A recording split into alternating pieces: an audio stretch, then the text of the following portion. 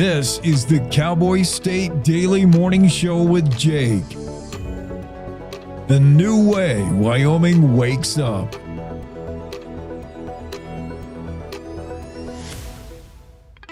It's time to take a look at what's happening around Wyoming. From the Cowboy State Daily Newsroom, I'm Wendy Core. When meeting with state legislators on Thursday, Wyoming Secretary of State Chuck Gray expressed strong support for nearly 24 election reform bills.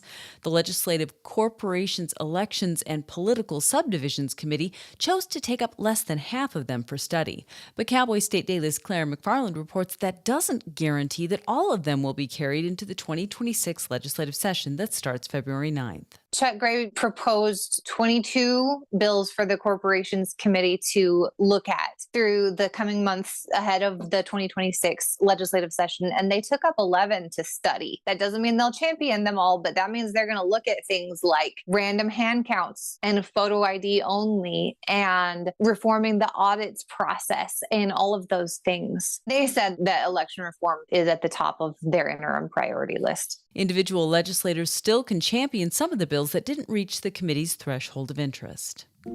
Catholics across Wyoming celebrated the appointment of the first American Pope on Thursday. Robert Francis Prevost, a Chicago-born cardinal, was chosen as the 267th Pope by the College of Cardinals after several rounds of voting that took more than a day. Cowboy State Daily's Justin George spoke to several members of the church, many of whom said they believe the selection of Prevost will bring greater attention to U.S. churches and potentially lure back lapsed members. There's not a huge population of Catholics in Wyoming, but there is a significant one, and many of those are at universities, obviously student centers, and there are many Catholic schools that are out there. It was a huge day and a big day, and then there was the added excitement that an American is being named the first pope. The selection came as a surprise to many inside and outside the church who believed that the U.S. already outsized global influence might disqualify an American from holding the most influential position within the church of 1.4 billion people. That includes an estimated 69,500 people in Wyoming. Landmark cryptocurrency legislation, one of the signature efforts of U.S. Senator Cynthia Lummis, collapsed Thursday on the Senate floor despite exhaustive 11th-hour efforts by the Wyoming Republican and her GOP colleagues to rescue it. Before the vote, Lummis, who leads the Senate Banking Committee's sub-panel on digital assets, gave a floor speech thanking President Donald Trump for sharing her leadership on cryptocurrency regulation. But Cowboy State Daily's Sean Berry reports that some Democrats who originally supported the bill did an about-face, and Trump himself may have had a hand in the bill's demise. Well, there's a lot of finger pointing, but President Trump did not do Cynthia Lummis any favors on this by being so involved, him and his family, with cryptocurrency. And so while this bill had bipartisan support in the beginning, it began to wane heavily and quickly. And this week it unraveled. And I'm shocked, frankly, that Senate Majority Leader John Thune took this thing to the floor. It was not clear exactly Thursday how the latest version has changed since the committee vote in March. But in general, it calls for a massive framework to regulate stablecoins, a type of cryptocurrency pegged to the U.S. dollar.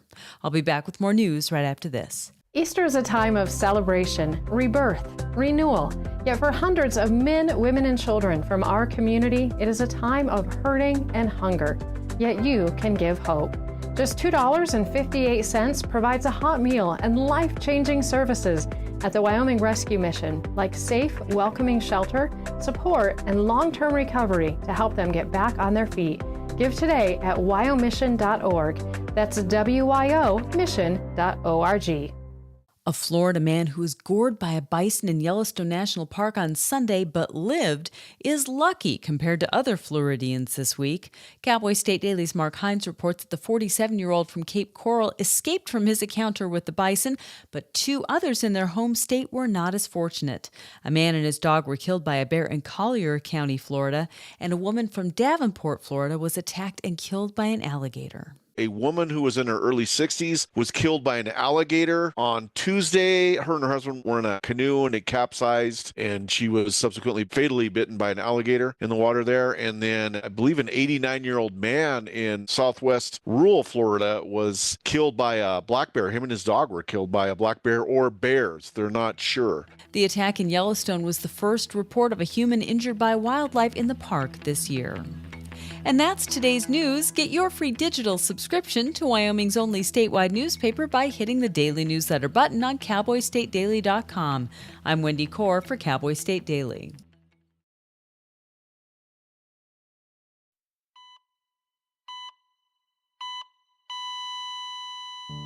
Christopher Holton. I'm very active. It was a Saturday morning. Normally I go for my normal walk. With no warning, Chris suffered a near-fatal heart attack. But thankfully, Brian Buckley, a bystander, saw him collapse and rushed to help. He did this big gasp for air and then just stopped. It's like I went into autopilot.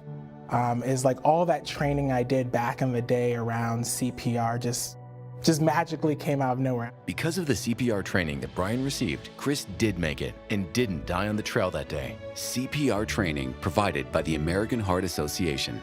Looking at your hands, these two hands could save a life. Being a father, you want to be around. You want to be around for your kids. Heart disease is America's #1 killer. To learn more about how the American Heart Association helps save lives, go to helpheart.org.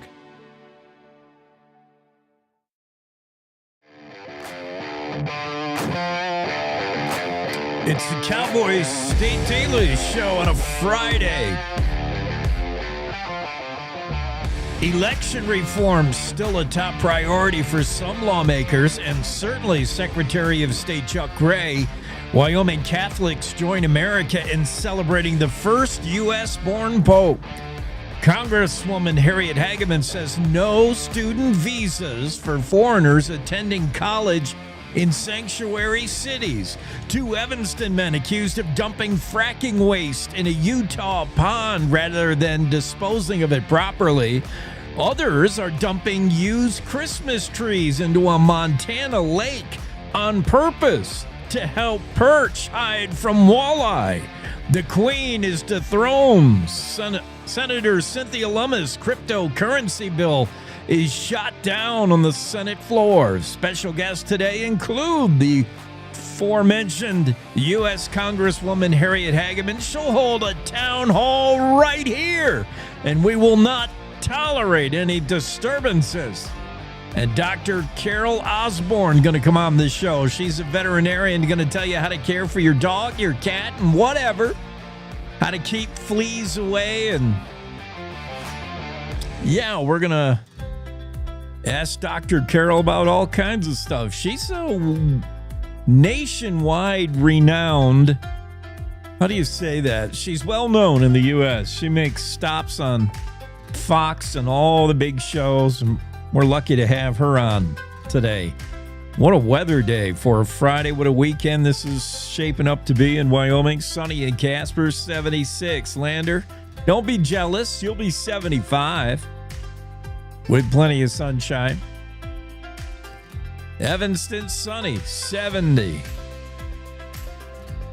Rock Springs, sunny, 71. Sunshine, breezy in Pinedale with highs in the upper 60s. Afton, same, probably without the breeze. DuBois, sunny and 66 today. Sunny and 70 in Jackson.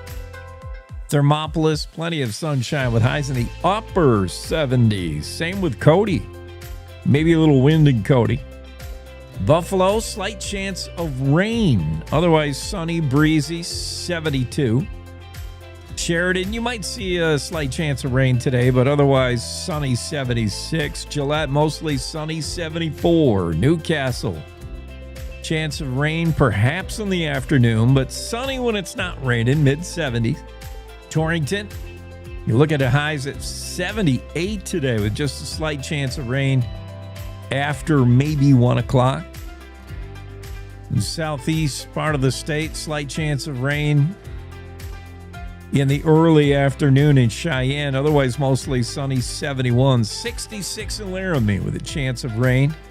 Clouds on the increase in Laramie. So Hey, you poor guys down there in the southeast, you're not quite getting this sun. The extreme north and the extreme south part of Wyoming is got the chance of rain today. Just slight stuff. Rawlins, sunny, 70, maybe some rain after 5. Saratoga, maybe a chance of rain after 3 with highs 71, but otherwise really nice day. Where is this rain going to manifest? Show yourself, rain clouds. I'm going to look at the map because how can you have the whole state be sunny for the most part and then little blobs of rain? Yeah, see, it's not anything organized. Just like Don Day said, we're going to get the day weather forecast. Don will be in here live later in the show, of course. We'll have a few laughs, but this is not any kind of organized front moving in, bringing big weather change. You just pop up showers here and there. Let me see one right now in Wheatland. Yeah. I think we got a great day lined up and a fantastic weekend. Let's dig into some of the stories. We got all kinds of stuff that happened over the last 24 hours.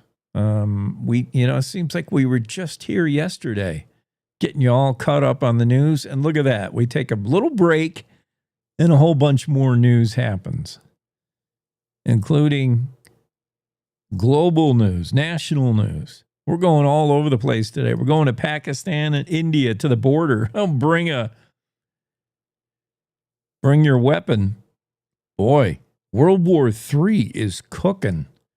According to some, India and Pakistan, they've never liked each other. And they're on the verge of tossing nukes, supposedly. Both, I guess I shouldn't be surprised that India and Pakistan are nuclear nations. They're capable of atomic war. And, they're on the brink of it. If you read some news reports, Pakistan, India ready to toss nukes at each other. Oh, boy. Here closer to home, let's look at the Pope, who chose Pope Leo. The Pope is Chicago born.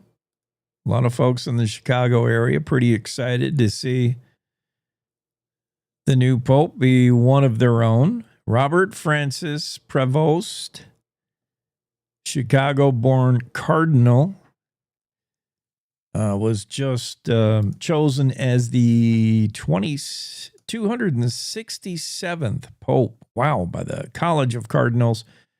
The Church of Catholics worldwide includes about an estimated 1.4 billion people and some 69,500 Catholics in Wyoming, let's say, ballparking it. Justin George has the story. In the Cowboy State Daily, Wyoming Catholics celebrate the election of the first American Pope.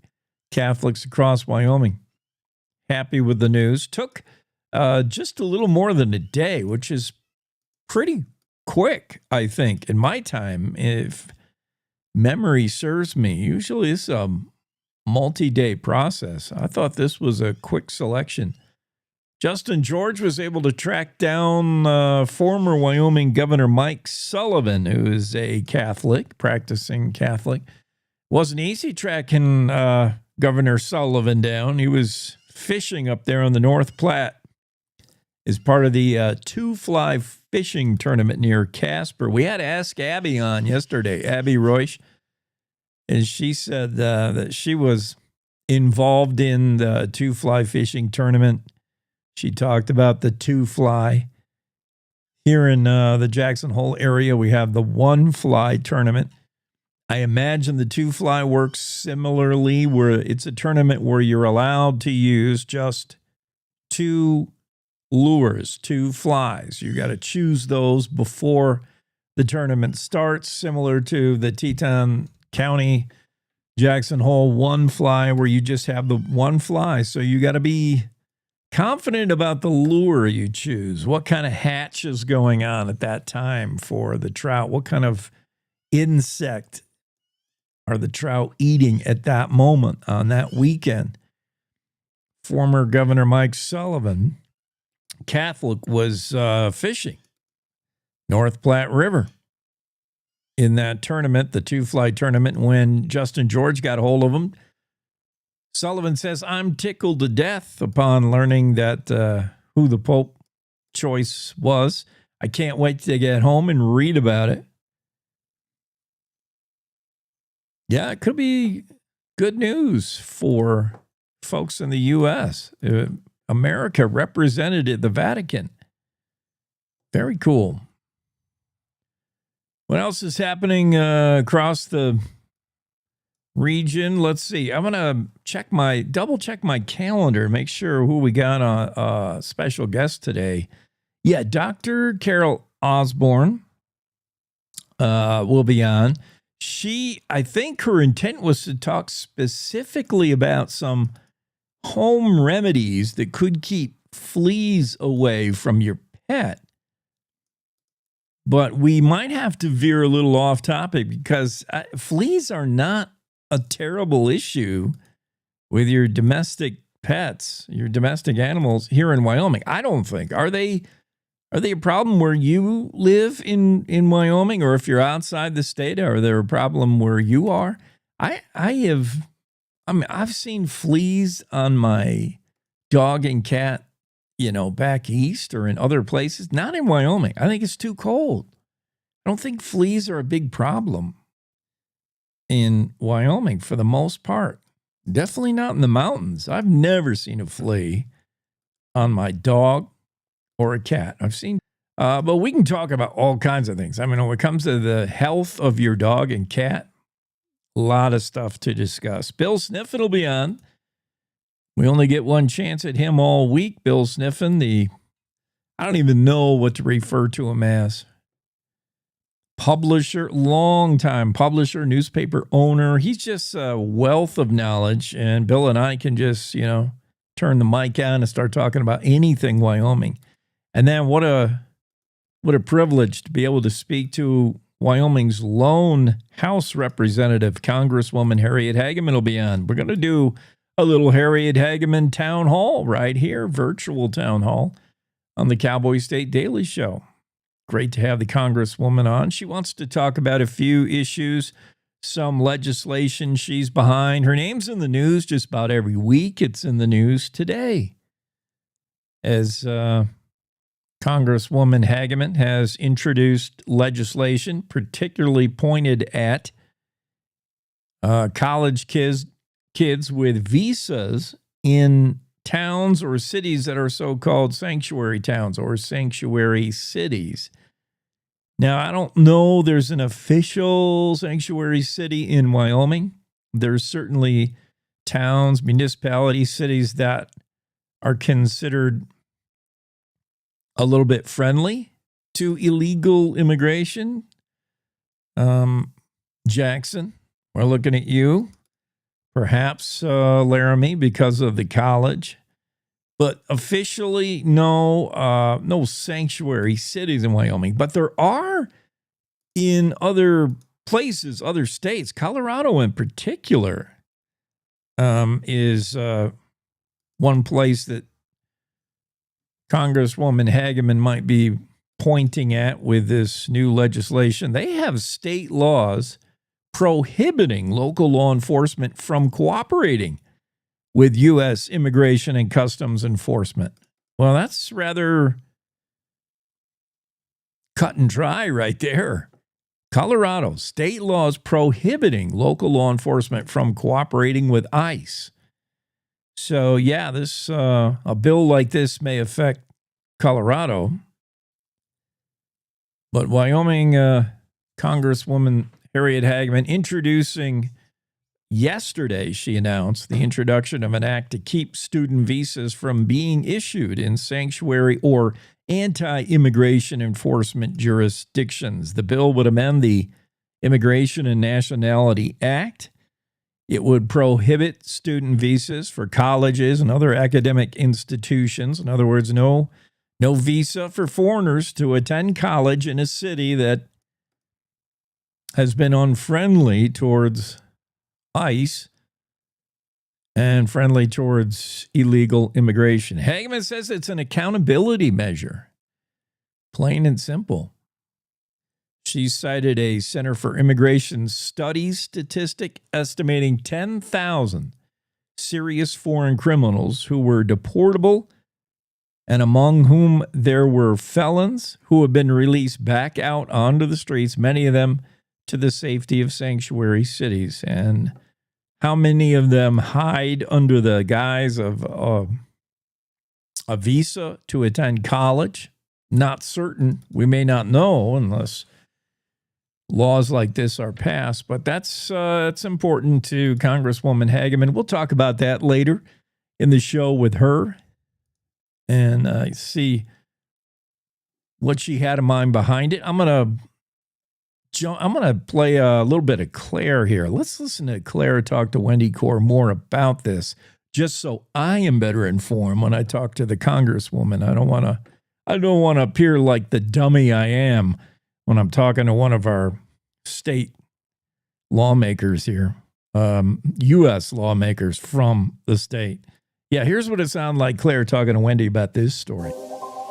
Wyoming's U.S. House Representative on Thursday announced her introduction of an act to keep student visas from being issued in sanctuary or anti-immigration enforcement jurisdictions.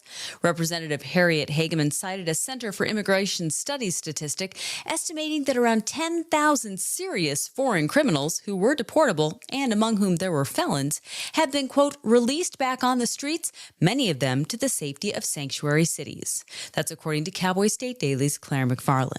She's introduced a bill to ban student visas in areas that are considered sanctuary jurisdictions, meaning they don't work well with immigration officials. They have practices that keep them from working well with immigration officials. A immigration attorney was like, whoa, this definition she wants to use to put sanctuary jurisdiction in the law is vague, and it feels like maybe a sanctuary jurisdiction will be whatever the authorities say it is. She said it is a check on jurisdictions where lawbreakers can hide out. Hageman says that pulling student visas is an accountability measure to pressure leaders in those areas to rid their cities of, quote, lawbreakers.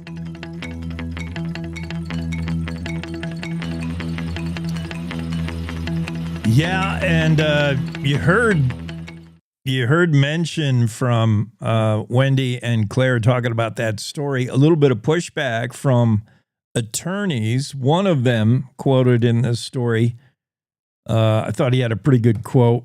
I like it anyway. This is Laramie-based immigration attorney Travis Helm when he was asked what he thought about this proposed legislation. He called it very broad, for one thing. Unenforceable, broad. And then he took exception with the term sanctuary city. And kind of said, show me a sanctuary city. What are they? What does that even mean? And the exact quote from the attorney Travis Helm is, as I recall and understand the term sanctuary city, it only came into lexicon during the last Trump administration, kind of like woke. Ooh, that's a shot across the bow. Good quote. From Travis Helm, who, I don't think you can count him among the fans of this Hageman proposed legislation to ban visas for college students in cities considered sanctuary cities or displaying unfriendly approach to ICE, etc. Yeah. We got two guys from Evanston accused of being lazy, taking the lazy way out, and also taking the cheaper way out, pocketing the money. Despicable, and with all apologies to Utah, sorry. But two guys from Evanston accused of dumping Wyoming fracking fluid. This is, the process of fracking, hydraulic fracturing. You're trying to coax oil out of the ground that doesn't gush up, Like my understanding of oil extraction is the old Texas oil fields. Landman, when you just start drilling, you're probably drilling for water there in West Texas. It's so dry, and you're like, oh, we got to get a well in. And oops, you accidentally hit oil, and you get a gusher, and it just comes gushing out, man. And you got to cap that thing so you don't lose all the oil. And then you're a rich Texas oil man. That's my idea of like oil drilling for oil. But the new tech oil drilling that goes on, particularly in Pennsylvania, in the Dakotas, in Wyoming, is acknowledging there's a lot of oil down there, but it's not, necessarily under pressure and gushing up to the surface when you poke a hole in the ground. Rather, you got to kind of convince the oil to come out of rock, to come out of shale. And you do that by pressuring the oil up out of the surface with fluid, with water. And the water's mixed with some sands and some chemicals. Some of those chemicals could be somewhat toxic. It works to get the oil up, but, once you got those big fracking ponds on site, you got to get rid of that fracking fluid, the used fracking fluid, occasionally. And there are measures to do so environmentally sound-wise. And then there are measures to just dump it wherever you want. And that's what these two are accused of doing. Braden Corinna, 37-year-old of Woodruff, and Jeremy Oliver, 47-year-old of Evanston, Wyoming, charged with 4 third-degree felonies for allegedly taking Wyoming oil field waste and unlawfully disposing it in a quiet little Utah pond just across the Wyoming state line. It all started with a tip. Somebody in the small town of Woodruff, Utah, became suspicious. They saw a semi-truck dumping what appeared to be wastewater into a pond-like area. Investigators got on it. Investigators, including Rich County Sheriff Dale Stacy, Rich County's in Utah, and Special Agent Brent Kozka. He's with the Trust Lands Administration. And they started a little investigation, and sure enough, their visit to this pond area detected a strong chemical odor, observed vegetation surrounding the pond had turned black and died. That's a good indication you got more than just water in there. Reports requested by the Rich County Sheriff's Office found tests done by the Sheriff's Office found the wastewater likely contain a mixture of hydrocarbons, including oil, hydraulic fluid, grease, sand, mud, other contaminants commonly found in wastewater produced by oil drilling and the production process. In other words, fracking fluids. Kaska said the sheer quantity of the pollution was beyond anything I've ever seen as an investigator, and reasoned it was the easy way out rather than making a 108-mile round trip, I believe, to dispose of it properly. These two are accused of taking the easy route. Obviously, I don't know if it's obvious. It seems obvious to me. Braden Corinna is from Woodruff, Utah, where this pond is. So I'm assuming Braden was the genius that knew of this pond and thought, nobody's ever around this pond. It's a good marsh area to dump this. And Jeremy Oliver, his partner in alleged crime, he's from Evanston. They both said, yeah, this would be a lot easier, a lot cheaper. It probably costs money to dispose of the fracking fluid somewhere. Certainly it costs money to drive it there when you can just go 14 miles and dump it, or 108 miles round trip and dump it correctly. Yeah, they're saving money. They're being lazy, allegedly. And David Madison has a story in the Cowboy State Daily. He talked with Wendy Core about it. It started with a tip. Someone in the small town of Woodruff, Utah, became suspicious about a semi-truck dumping what appeared to be wastewater into a pond-like area. Now, one Utah resident and one Wyomingite are being charged with 4 third-degree felonies for allegedly taking Wyoming oil field waste and unlawfully disposing of it in a bucolic corner of Utah just across the Wyoming state line.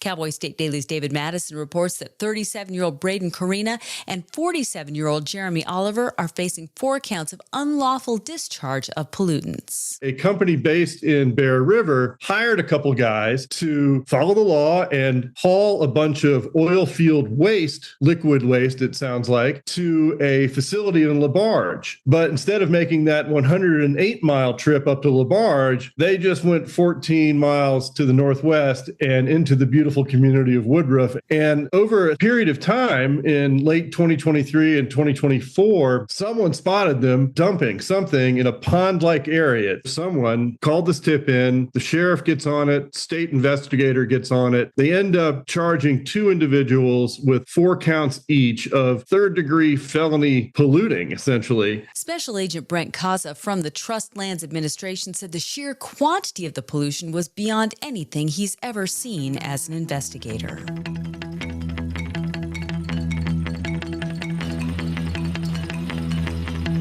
Yeah, that's despicable. That's right up there with mass shooting of pronghorn that we had last week. That's just crimes on the environment and crimes on wildlife, crimes on stupid.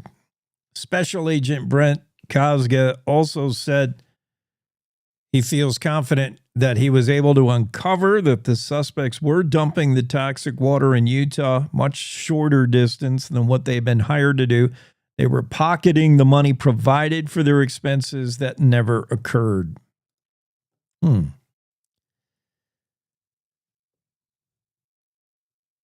What else? The bison goring. Yeah, Mark Hines has a story about this.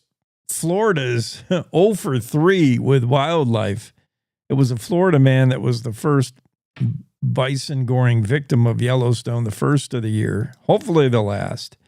Last year just had a couple. In 2023, we only had the one, but it was a bad one. And there have been other years where we've had a handful of bison incidents, but that was not the only animal versus mankind incident for Floridians. Mark Hines acutely points out that a Florida man gored by a bison was not the only Florida guy to have a bad day this week. It's been a bad week in general for Florida folks. 47-year-old man from Cape Coral, Florida, not named by the National Park Service, was, of course, gored by a bison on Wednesday. He's going to be fine, suffered only minor injuries. Lucky compared to Cynthia Dykema, 61-year-old of Davenport, Florida, who was killed Tuesday by an alligator. She was on a canoe trip. Yeah, cue the banjo. And encountered a gator. They got lots of alligators in Florida. I have firsthand seen that. I was in Jupiter Lake, or is it Lake Jupiter? And that thing is filthy with gators. And I don't know if they're crocodiles. Jupiter Lake, Florida. I mean, to me, it's crocodile, gator, 6 1/2 of a dozen, whatever the phrase is. They're all the same to me, man. They're big prehistoric dinosaurs that still live amongst us. And I do not want to encounter them ever. Yeah, Juniper Lake in Florida. That's where I was. And me and a buddy rented a John boat. Yeah, they love their John boats down there. This friend of mine, I went to college with. He was my college roommate. And after college, he moved to Florida for some unknown reason. He wasn't there very long. I don't know why he went down there. And he took a job as a repo man, like an armed repo man. You ever seen the movie Repo Man? Like, it is for real like that. Have I taken a break? Oh, crap. I got to take a commercial break. Dang it. I'll be right back. Wyoming is a big state. There's so much ground to cover, so many stories to tell. But the Cowboy State Daily News team is up to the challenge. I'm Wendy Core, host of Cowboy State Daily Video News. Whether it's politics in Cheyenne, energy issues in the Powder River Basin, or grizzlies in Yellowstone, our talented crew of experienced journalists are out there finding and telling the stories that matter. What's the best restaurant in DuBois? Renee Jean checks it out. What's the most recent Supreme Court decision mean to our everyday lives? Claire McFarland explains. How is the upcoming elk hunting season shaping up? Mark Hines lets us know. Every day, I talk to the reporters who are covering the topics, issues, and people that are important to Wyomingites, and in our daily newscast, I bring you those stories. Tune into the Cowboy State Daily video newscast every morning, only on CowboyStateDaily.com. This is the Cowboy State Daily Radio Network. Gracie and Pedro might not get along so well. They're standing on my tail. But there's one thing they agree on. There's a right seat for everyone. Oh, that's the good stuff. Whether you're a dog, Hold on, Pooch. a cat, a fish, or a rat. And I'm a ferret. Be sure to travel safe. How can you be so sure? I'm absolutely positive. On your next adventure, make sure your children are in the right seat for their age and size. Get it right at nhtsa.gov/the-right-seat. So I wanted to talk with you and your mom today, Lily, because some people at school have noticed changes going on with you, and we're concerned. Like what? Who? Some of your friends, teachers. It sounds like you've lost interest in a lot of things lately. You're hanging with new friends. So, individually, maybe those things are no big deal, but taken together, and then the incident the other day, you were with Derek when he was caught selling marijuana. yeah, he was selling it. Honey, we know. But we care about you and want to know what's going on. That's right. We just want to understand better and see how we might help.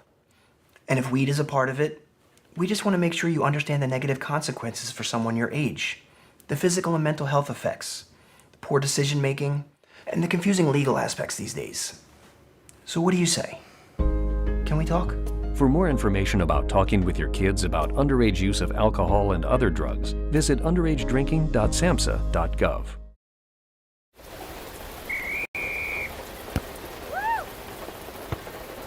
Come on! Go, Diane!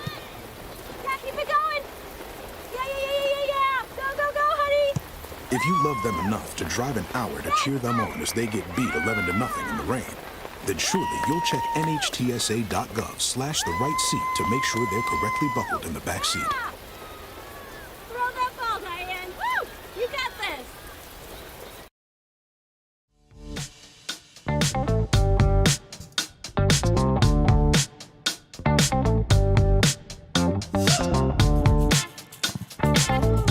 Back to Florida. In Florida, in the news for people encountering people on the wrong end of wildlife. Okay, so it's not Jupiter Lake. I think it's Juniper Lake I was in. Now, this happened a long time ago. I can't remember. But I never let the facts get in the way of a good story. Now I'm almost sure it was Juniper Lake. Sort of sure. But I was down there in Florida. And my old college roommate had become a repo man. That's what he did with his 4-year degree. He got a BA in, or a BS in something. Yeah, it was a BS, all right. He got his Bachelor of Science in marketing. And then he parlayed that into a nice job as a repo man in Florida, where the whole state of Florida. Let me sum up any city in Florida for you. Here's the typical block in any city in Florida, whether it's Gainesville, Orlando, Jacksonville, St. Petersburg, they're all the same. Here's a typical block in a city of Florida. Pawn shop, rent to own, check cashing place that advances your, paycheck. They'll give you advance on your paycheck. Another pawn shop, another rent to own, off-track betting, and etc. That's like the whole block, over and over. There's rent to own is the most popular thing in Florida because nobody, I guess, can buy anything. They're all so poor, and they just rent, rent to own. And like their TV is a rent. So I go down there to visit my college roommate. He's like, before we go out to the lake to go fishing, we got to stop by this one place. I got a job to do. And he, just like you see in the show or the movies, he pulls up and he's got to be really quick. He pulls up and he's trying to repossess a TV in Florida, in Ocala, Florida. And he waits till he's pretty sure they're not. He's like, good, they're not home. The van's not in the driveway. And he gets into the house. I can't remember if he broke in or whatever. And he comes running out with his big TV, shoves it in our car, and we take off. And that's his job. Legally stealing things back that people haven't paid on. Oh, man.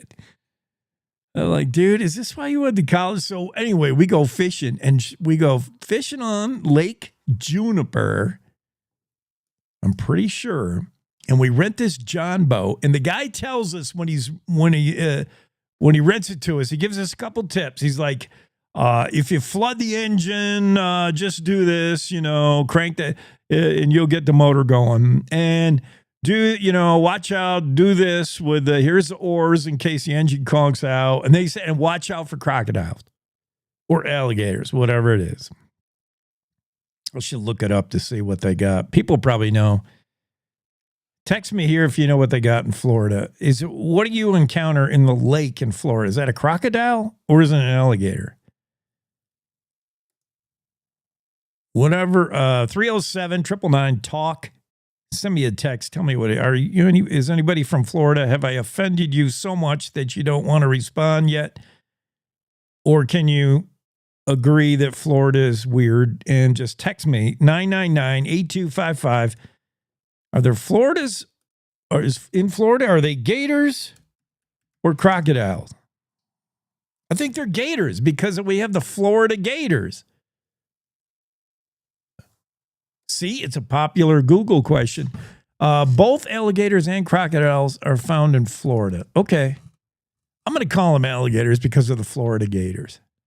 Football, college. So he's like, what? And his last piece of advice is watch out for the alligators. And, I'm not from Florida. I've never had to watch out for alligators. What do you mean watch out for the alligators? And man, it wasn't 5 minutes. We're out on that lake and we see things in the water that look like logs floating, like if you didn't know. And they're alligators. And there were dozens of them. And we got in one section of the lake where you couldn't even go without running them over. Like we hit one with our boat. We ran over the top of his back. Oh, yeah. They got a lot of stuff that wants to kill you in Florida. I mean, the bugs will kill you in Florida. Just the bugs alone. So, Cynthia Dykeman, 61, Davenport, Florida, killed by an alligator Tuesday. Robert Markle, 89-year-old, Collier County, Florida, killed by a black bear on Monday. What has Florida done to anger the animal kingdom? Yeah, it was the canoe trip for Dykma. She was on Lake Kissimmee, south of Orlando. Oh, boy. 14-foot canoe, 2.5 feet of water. The couple inadvertently went over the top of a large alligator. See? It happens. It happens all the time. I'm telling you, it happened to me. One time have I been on a lake in Florida on a boat, and then that one time I sailed clear over the back of an alligator. Well, not sailed. I floated, whatever. Exactly. In this instance, the alligator began thrashing, capsized the canoe. Both Dykeman and her partner were tossed into the water. The husband tried unsuccessfully to fend the alligator off, and Dykeman was pulled underneath the water. What a way to go. Yeah, so 3 Floridians in the news. Mark Hines has that story about Florida versus wildlife, and it's not pretty. Better to be the guy who gets gored by a bison than attacked by a black bear or drowned by an alligator. On that same Florida trip, by the way, to escape the alligators, me and my friend who were in the John boat, we were like, there's too many alligators. And we found this little outlet, like a little river that was feeding the lake. So we kind of went up the river a ways, and the river was like covered with a canopy of these giant trees, thick, like it blocking out the sun kind of thick. I don't know what kind of trees they were. I've never seen these trees in Florida. And my friend says, supposedly you got to watch out for snakes falling out of the trees. I'm like, that's it. I'm leaving Florida. I've had enough. You got a job as a repo man where you probably got people shooting at you while you're trying to steal back their TV and their microwave. And then for fun, you go out on the lake and try to dodge alligators in your John boat and snakes falling out of the sky. What kind of state is this? And I packed up and left. Florida. I'm going to contemplate the Sunshine State on this break. We'll be back and we're going to change course, change topic. It's a Cowboy State Daily Show with Jake. This is what happens when I don't have Greg Johnson on with me in the early part of the morning. My mind wanders places like alligator-infested lakes in Florida.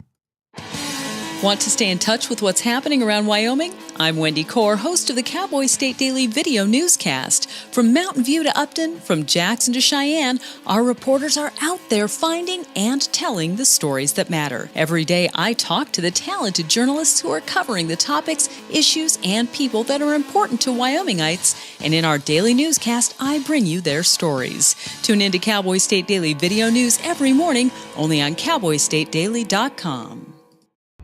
Wyoming is a big state. There are so many stories to tell, and here at Cowboy State Daily, we pride ourselves in bringing those stories to you every day. I'm Riley Strand, videographer and production assistant for Cowboy State Daily Video News. Every day, host Wendy Core and I talk to the experienced journalists who are covering the topics, issues, and people that are important to Wyomingites. And in our daily newscast, we bring you their stories. Tune in to Cowboy State Daily Video News every morning, only on CowboyStateDaily.com.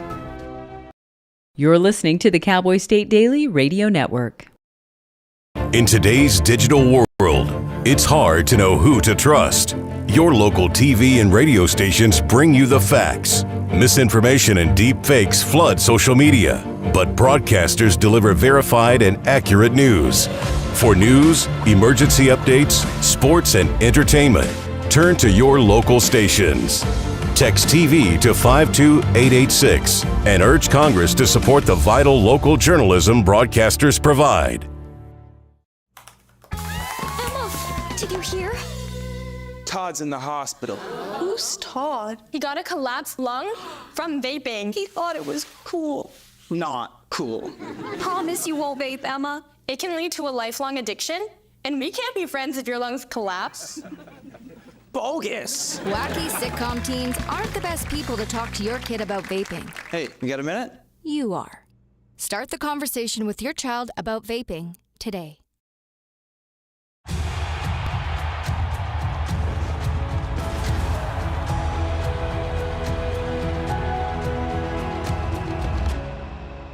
Breathe. Love what you do and you've already won, my parents used to say. My parents whose smiles were my first finish line, who championed respect, whose resilience built mine. Even more than I wanted a gold medal, I wanted a heart of gold, like the mentors who were my balance beams refusing to let me down, and the coaches who spoke out to anything out of bounds, heroes who never stood on podiums, but stood up for me.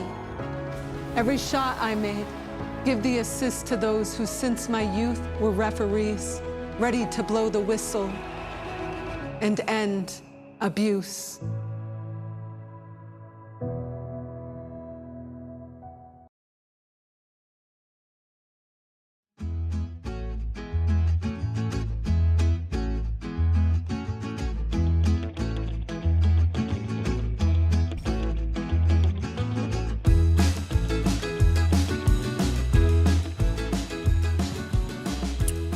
Cowboy State Daily Show with Jake on a Friday edition. We were talking spiders and snakes and crocodiles in Florida. Remember Jim Stafford's song?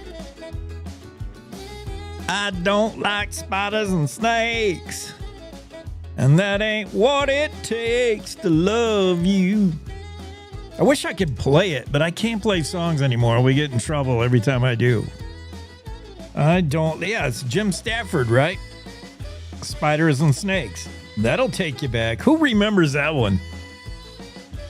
That's an old one. Spiders and snakes. Yeah, go play that. Not now. I don't want you to miss any part of the show here. And when you get a free moment, when I'm on break, go look up Spiders and Snakes. 1974. Hit song. Written by Jim Stafford and, I didn't know that, David Bellamy of the Bellamy Brothers co-wrote that. That's pretty cool. I wonder why the Bellamy Brothers never sang it. Maybe they do in concert. Speaking of concerts, it was a recent Metallica concert that shook the ground. And it got me thinking of music concerts that have created earthquakes or created seismic activity, let's say. Like they were the seismic activity. They measured on the Richter scale. And there have been such measurable concerts where the ground shook because of the music, because of the people attending. And mostly you got to think about songs that would cause people to jump in unison.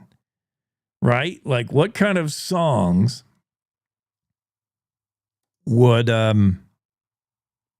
give you the, I got to save enough time for this. I'm going to wait till after the news break. But just think about that. Like, what do you think of the top 5 of all time concerts? Who were the artists whose concert registered on the Richter scale? Whose concert registered as an earthquake?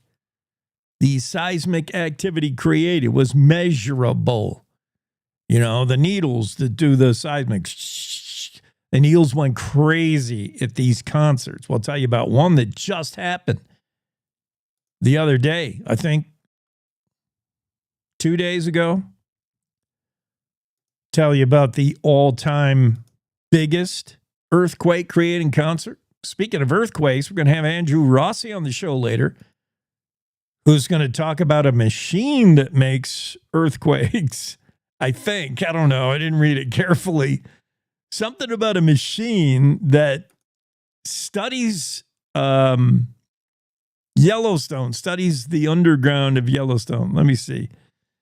Yellowstone makes earthquakes with 53,000-pound vibrator truck. They do this in order to study volcanoes.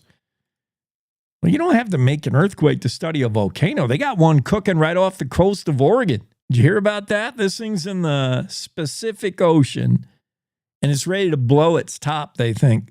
Underwater volcano off the coast of Oregon may be about to erupt. Anyway, look how easily I get off track.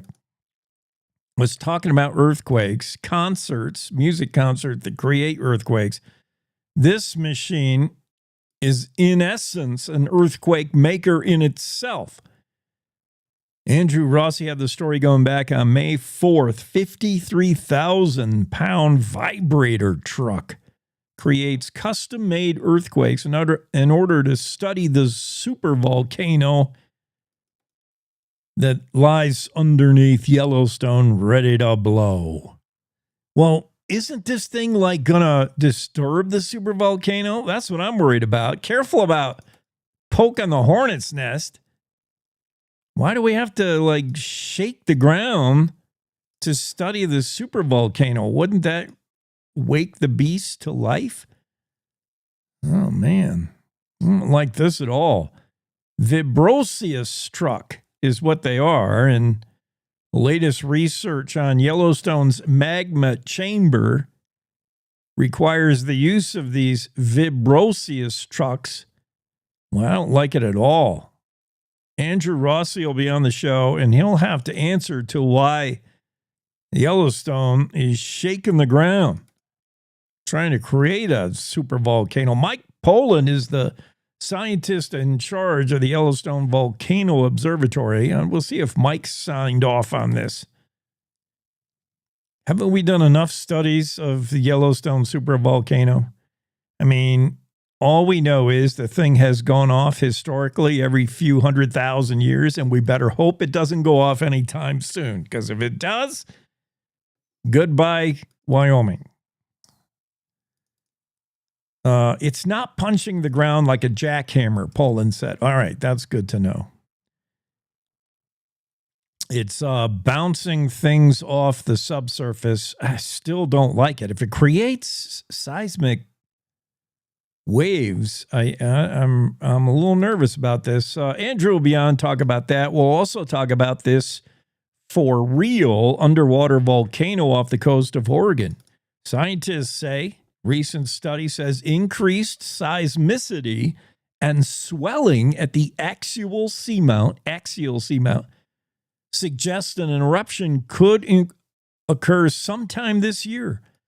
It's about 300 miles off the coast of Oregon. That seems like a safe enough distance that we won't get, a tidal wave, hopefully.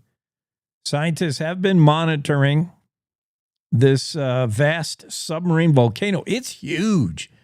I think the whole of this thing is like a mile wide, right? How big is it? Let me see. It's pretty big. Axial Seamount's last eruption was in 2015. I don't remember that.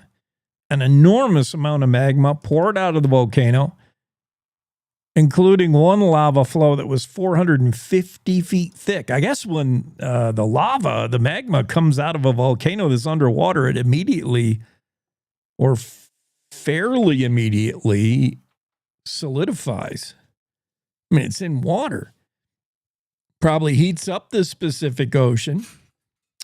Yeah, axial seamount. That's set to blow any time now. So get ready, Oregon.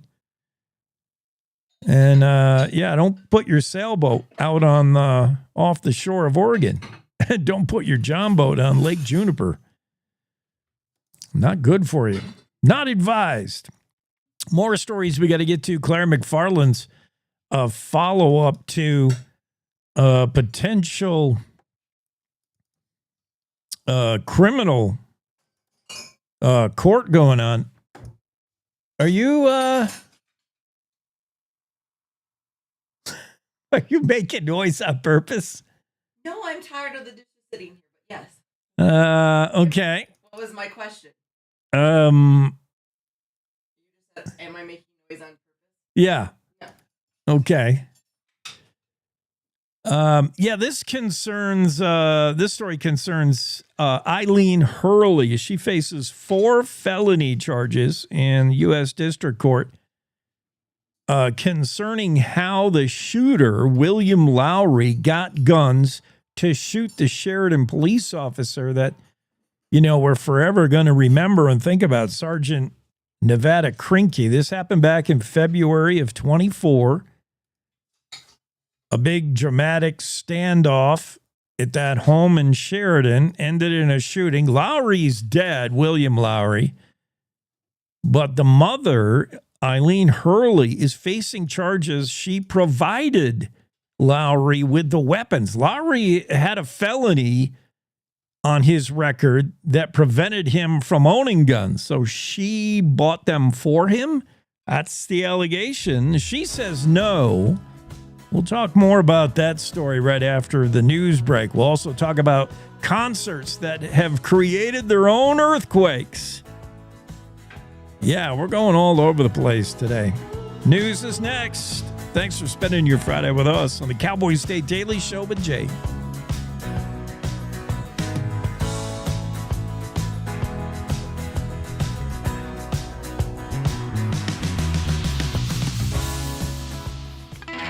It's time to take a look at what's happening around Wyoming. From the Cowboy State Daily Newsroom, I'm Wendy Kaur.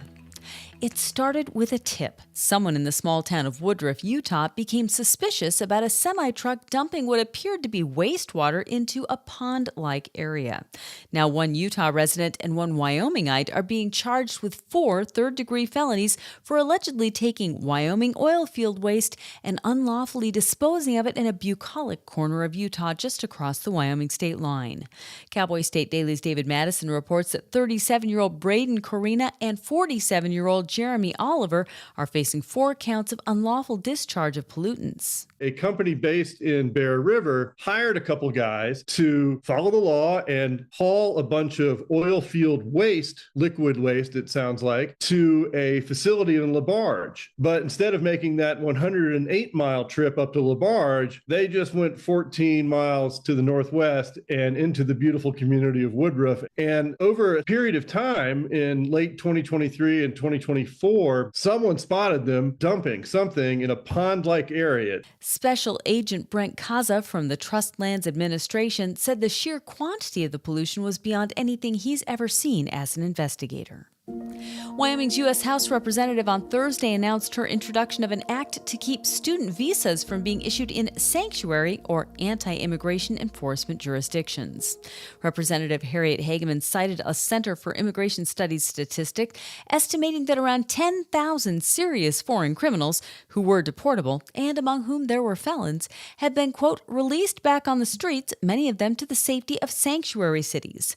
That's according to Cowboy State Daily's Claire McFarland. She's introduced a bill to ban student visas in areas that are considered sanctuary jurisdictions, meaning they don't work well with immigration officials. They have practices that keep them from working well with immigration officials. She said it is a check on jurisdictions where lawbreakers can hide out. Hageman says that pulling student visas is an accountability measure to pressure leaders in those areas to rid their cities of, quote, lawbreakers.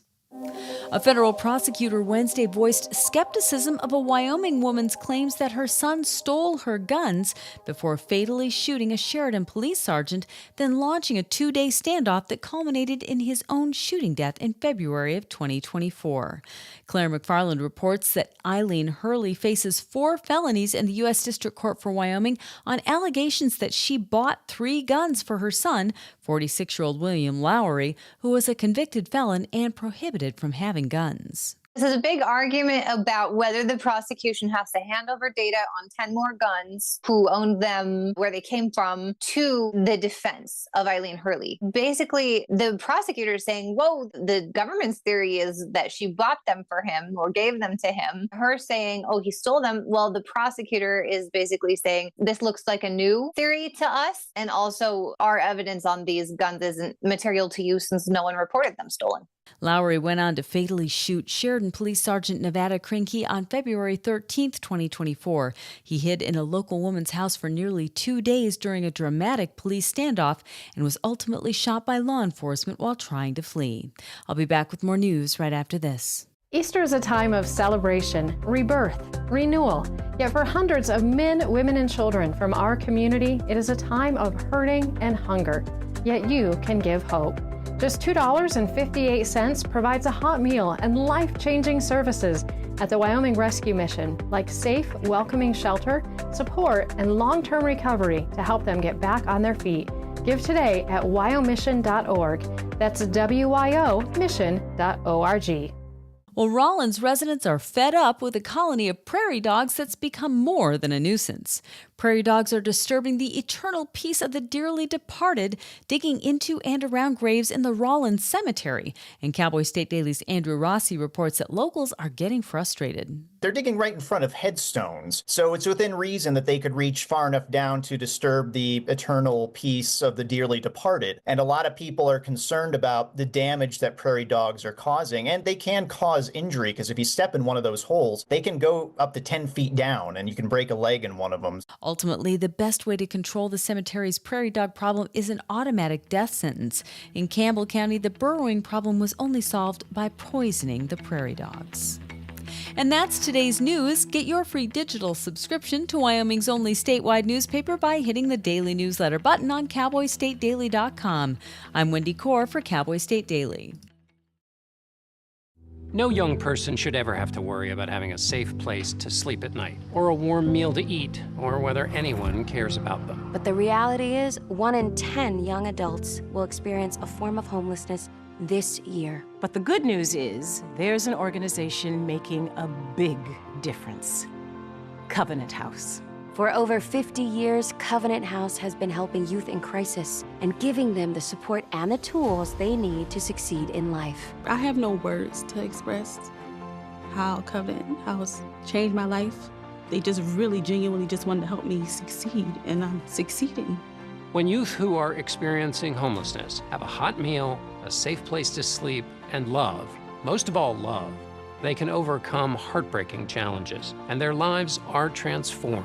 Covenant House is changing the lives of young people in cities across America. To learn more, go to covenanthouse.org today. Thank you for caring.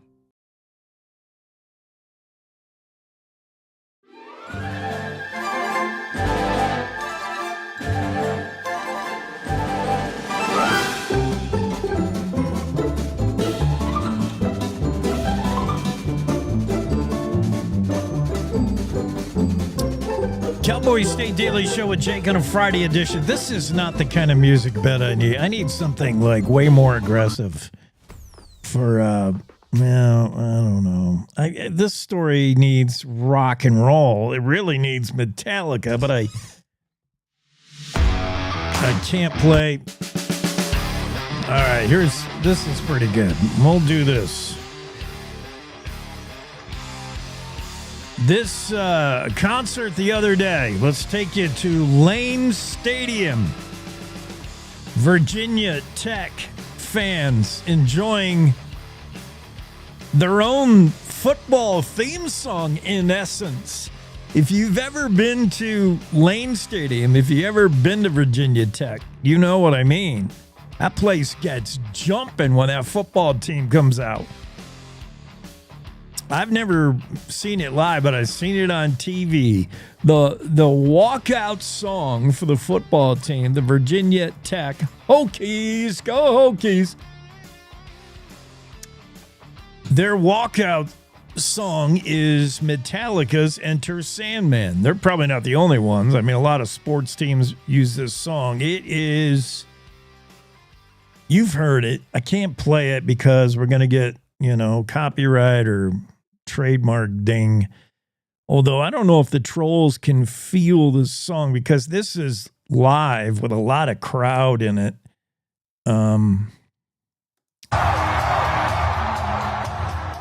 Yeah, just craziness at Lane Stadium.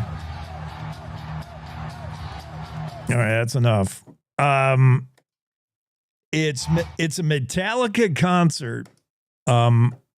So it's Metallica playing the song that they normally play for the football team to come out. So this college already loves Enter Sandman. It's already their theme song.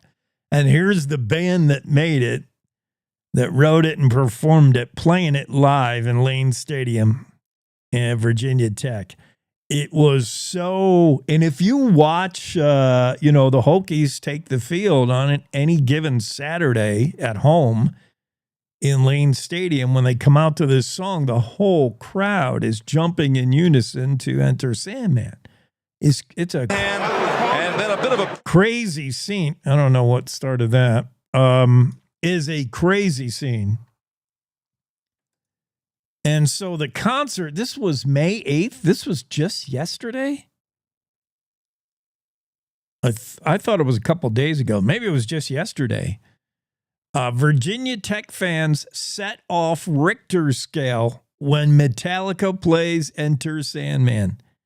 Metallica's response to the event was, "Thanks for jumping with us. Come back anytime." There's a video going out now that you can see that shows highlights from the concert. Metallica's playing the song, and then on the bottom you can see the real-time Richter scale, whatever those machines are that the needle jumps around. It kind of looks like the lie detector. And the needle starts, jumping crazy when Metallica gets into that song. I'm not sure what it registered as, but it was seismic activity. Like if you were in the area, there'd probably be 911 calls being placed saying, "I think we're experiencing an earthquake." No, it's just a Metallica concert. Metallica, by the way, is the band that performed what's considered the largest concert, at least at that time. I don't know if Lady Gaga's Free show the other day was bigger than this. It was on that scale, but Metallica performed in Moscow at a military airfield in 1991 with a staggering crowd of 1.6 million, probably more than that. The concert set a record at the time, hailed as a symbol of democracy and freedom. It was kind of the end of the Cold War and a more cozy relationship with Russia and the rest of the world. There were Russian soldiers standing side by side with regular old American Metallica fans. Crazy scene. Biggest rock concert of all times, or at least one of the biggest. I mean, a 1.6 million seeing the show. If you've seen videos of that, you really get a sense of the scale of how big that was. No mention of whether there was seismic activity, but it was certainly one of the biggest music concerts ever. But there's actually on the interwebs a listing of the top 5 most seismic concerts of all time, measured. Care to guess who's number 1? And remember, to set off, to show up on a Richter scale, to shake the ground with your music requires not only lots of amplifiers.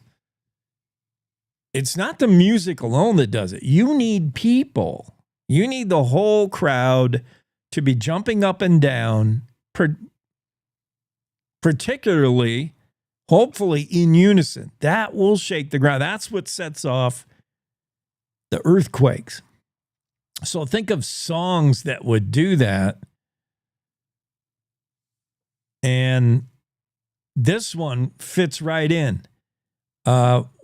In the top 5, coming in at number 3, most ground-shaking concerts, Garth Brooks and his song Calling Baton Rouge, if you've ever heard that. And I wish I could play these songs, but I can't. Calling Baton Rouge.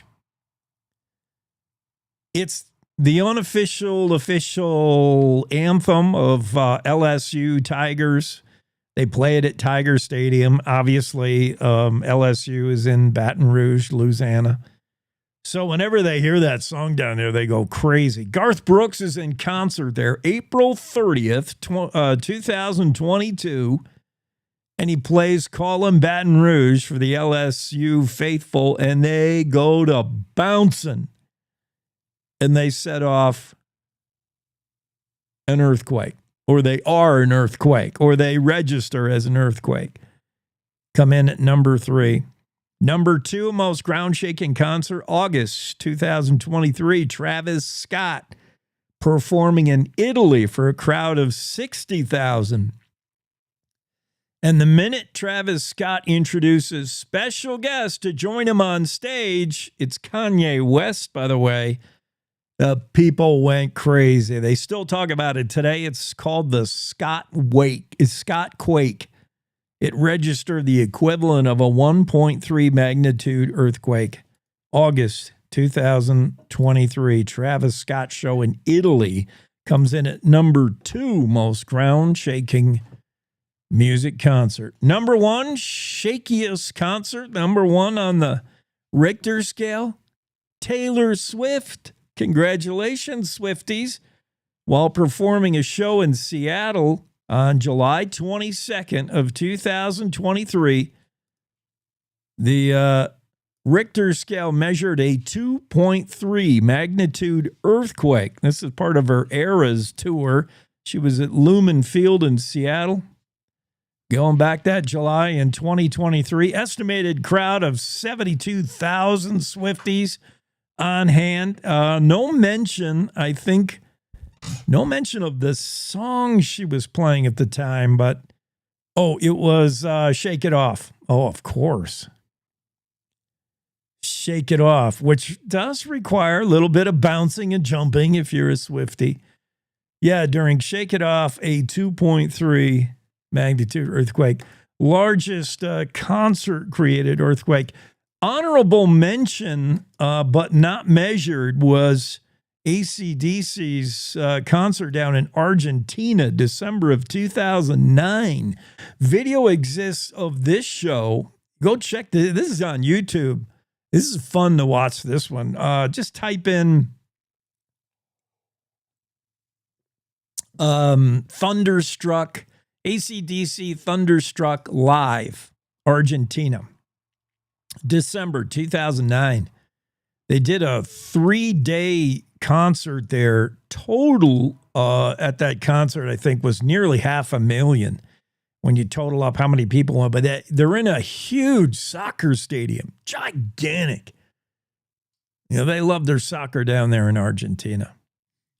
And when they start playing Thunderstruck and they hit the chorus, the intro, there's a camera you can see on the YouTube video. The camera is just shaking, the whole ground shaking, the whole stadium, the whole soccer stadium is shaking. And that purportedly triggered seismic activity to where the authorities were fielding emergency calls like, we're experiencing an earthquake, which, I think they have a lot of earthquakes in Argentina, right? They know what they feel like. This was not an earthquake. It was an AC/DC concert. Thunderstruck. Yeah, so yes, times when music made the earth move. That's a Carole King song. I feel the earth move under my feet. I feel the earth move. Man, we're learning a lot today about music. I wish I could play the song so you could get a feel for how ground shaky they are. But I'm not allowed. A chess master came to Sheridan, kicked everybody's butt in chess, of course. I mean, who can stack up to a real chess master? We had a chess master on the show a couple of weeks ago, like a certified, legit, famous female chess player. A real life Queen's Gambit. And she came on the show. That was so fun to talk to her about her life and growing up and being pretty much a genius since she was a kid. She could beat anybody in chess. And then we became a grandmaster in chess. Well, this grandmaster, a different grandmaster, stopped in at Sheridan the other day. Wildfile has the story. 21, Serbian chess player Luka. I can't say this last name. It's got more consonants than it's got vowels. It's one of those Slavic names that you're like, just buy a vowel already. It's all consonants with a bunch of apostrophes known as tildes and stress marks. And I don't know his last name. Sorry, Luca. He stopped in at the Wyoming Community Foundation Open last weekend. It was a chess tournament with a $9,000 guaranteed purse if you could beat this chess master in chess. And the catch is you had a sort of a chance because 24 people played him simultaneously. Luka had to walk around and play, and I think they were all kids. I think that was only open to kids or younger kind of chess players. Yeah, it was a Sheridan High School student who held out the longest. He lasted more than 30 moves against the Serbian protege, but eventually had to tip his king down. Daniel Hoops. Good job, Daniel. He hung in there, but pretty much Luka, the grandmaster of chess, whooped all 24 players at once. He would walk around to the board. 24 games going on in this guy's head at once. He would walk around to each player's board and make his move, then go to the next board, make a move, next board, make a move. 24! And none of the 24 kids could beat the grandmaster. Of course. He's a grandmaster in chess. The whole event was to highlight chess and put chess in the forefront and encourage today's youth to get involved in chess. It was the Sheridan Chess Association that brought the Serbian master to the scene. He's just 24 years old, Luka. And I guess in honor of his age, 24, he played 24 games at once and won all of them. So, yeah, headline, Wildfile, or this is not their headline, this is my headline. Chess master comes to Sheridan, whips everybody. That was pretty fun. There were only 1,850 grandmasters. It's the highest title a chess player can achieve. And this grandmaster was just better than the rest down there in Sheridan. Oh, let's get into the Zoom room right on time and talk to our weather guy, Don Day. See what he knows about chess. Don, we were talking about, let's see. There you are. We were talking about a grandmaster in chess who came to Sheridan, this guy Luka from Serbia. I can't say his last name. It's just got a whole mess of consonants in it. But he played a bunch of Serbian kids in chess. They were trying to promote chess at the high school there in Sheridan, and he whipped everybody. Played 24 games simultaneously. Like all the kids had their chessboard. He would go from one chessboard to the other and make his move and then go to the next guy, and he beat them all. 24 kids all at the same time. Chess is hard.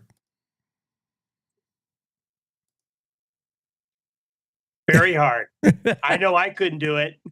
No. I'm more of a checkers guy. Yeah, I can handle the checkers scene. Probably, maybe. Yeah, but it's no fun and games, forecast and weather. Rough segue, but what a nice day it's going to be today. The weekend looks fantastic. I like this. Can we keep it going? Well, yeah, I mean, even into Monday and Tuesday, it's not going to be bad. I mean, I'm nitpicking, okay? It's going to be really, really great over the next 3 or 4 days. Mother's Day Sunday is probably the day where we're going to have the most weather, and that's mainly a couple of thunderstorms and some wind. Winds are going to pick up a bit across the state on Sunday. I tell you, 2 days that are just going to be unbeatable today and tomorrow. I mean, today and tomorrow just are going to be spectacular.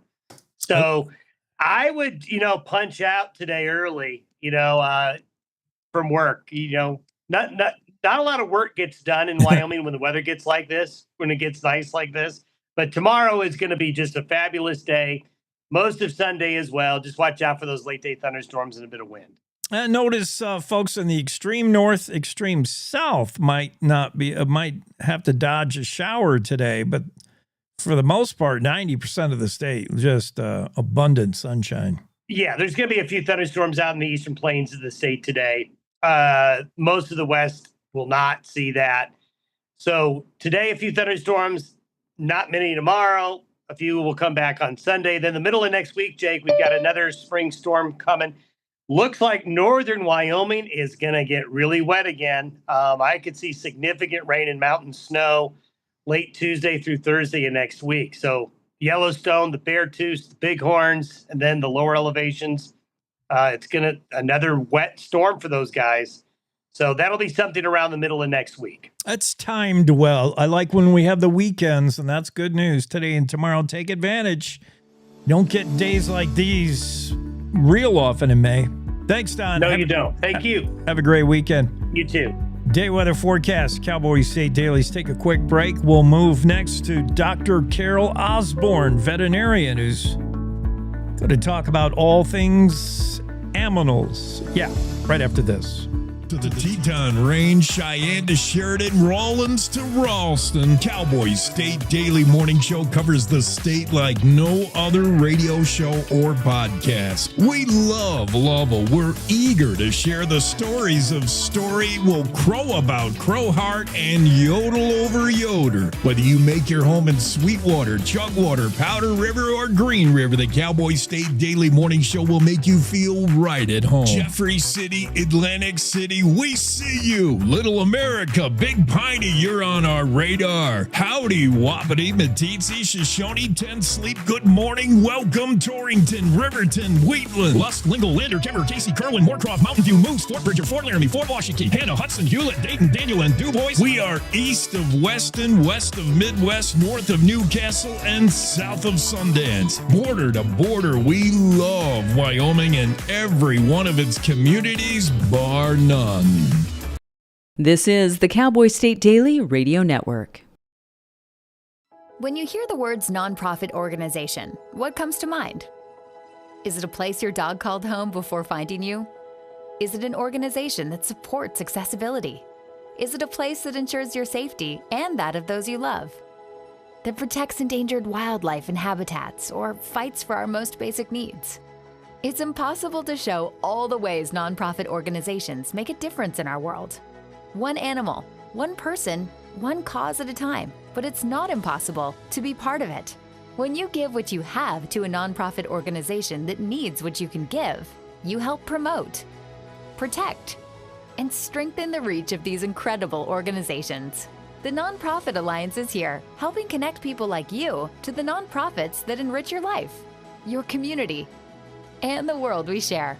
Reach out to a nonprofit organization that inspires you today to find how you can help make the world a better place. The challenges our planet's animals are facing sometimes feel a bit heavy. The animals haven't eaten in a day, 2 days, they haven't drank anything, they're cold, they're dehydrated. As soon as we started our descent, everywhere I could see was mud, just absolutely mud. You know, the country has been in prolonged drought for so long, it was like a tinderbox waiting to go up. Okay, very heavy. Each of us wants to be part of the solution, and we can be. Remember that there's good happening right now. At home. All right, we were able to get into your unit, and we have all 4 of your cats. So, okay. And around the world. For any animal in any disaster. So let's focus on that, right? Be part of the solution, one rescue at a time. Search ifa.org/disaster ready.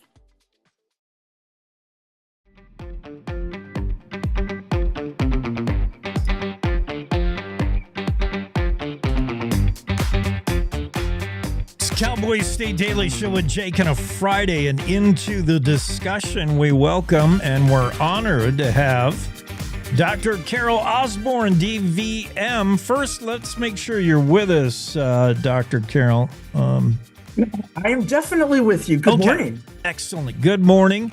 First, let me tell the folks who this is and why you should pay attention, listen up.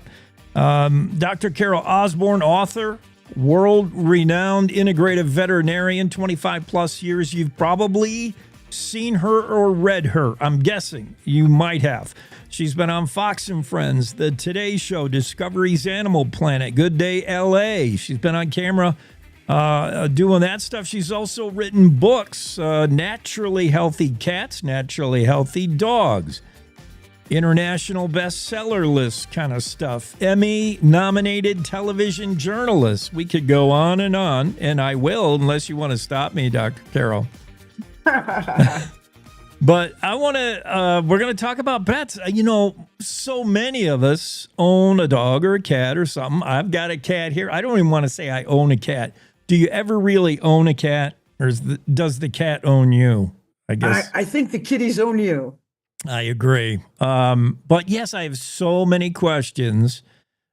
We can talk. I know particularly I wanted to get to fleas. That's an issue as we move into summer for sure. In Wyoming, I don't notice a lot of flea problems. I think we're just so cold. But I don't know. It's not out of the question. And certainly ticks are going to be an issue. Fleas, first off, how do we know our dogs and cats even have fleas? They'll be itching, right? And can we see them? That's a great question. And a lot of people come into my clinic and they'll say, oh, my pet is itching, but I don't see any fleas. So what could it be? Well, the fact of the matter is unless your dog or cat is actually allergic to fleas, they can have all kinds of fleas, but never itch. So here's how you find out. Take your dog or your cat, put them on a white sheet.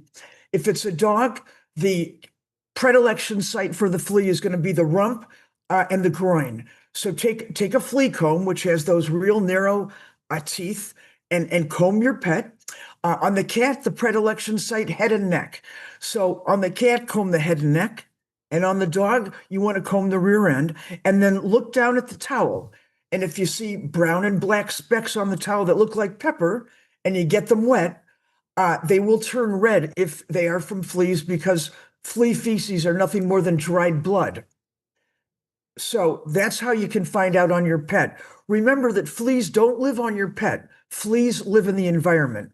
They only jump on your pet long enough to get a blood meal, jump back down to the ground, and lay more eggs. Now, in your home, particularly if you have hardwood floors, you can put on a pair of white cotton socks, shuffle your feet all over the floor. If you have hardwood, fleas like to lay their eggs in the slats of the wood. Anyway, pick up your foot and look at the bottom of your sock. And if you see brown and black spots on your sock that look like pepper and you get them wet and they turn red, diagnosis confirmed. All right. Now, we don't want fleas. Nothing about this sounds good to me. I have had a cat in the past and a dog. When I did live in some flea country, parts of the U.S., and I do the flea collar. Do they work? Are they bad for your animal? Are they toxic? Am I doing the wrong thing when I do a flea collar? Is there a better way to do it? I think so. In kitties where the fleas go for the head and neck, it probably makes a little bit more sense. In the dogs, I don't think it's the best choice, to be honest. Basically, to prevent fleas, depending on where you live, you want to start about 30 days before the fleas come out, which is going to be when it hits 60 to 65 degrees with regularity outside. Now, inside the home, if you want to prevent fleas naturally, you can buy a box of borax at the grocery store, cost you about $7. You can sprinkle it all over your carpet and your floors, pound it in, leave it there for about an hour, vacuum it up, and that will give you 1 year of natural flea protection within the home that is effective. In fact, there are companies like Flea Busters. They'll come out and do the same thing, but it'll cost you about $300. So that's a thought for some people. Now, as far as products to go onto the pet, certainly through your veterinarian, there are all kinds of topical and ingestible products available.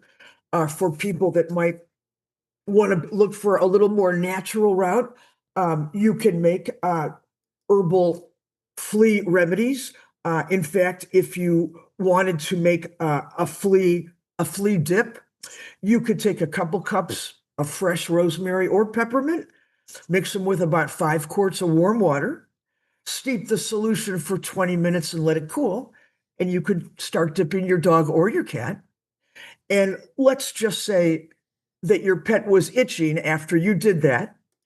You could make a holistic anti-itching remedy. Pretty easy.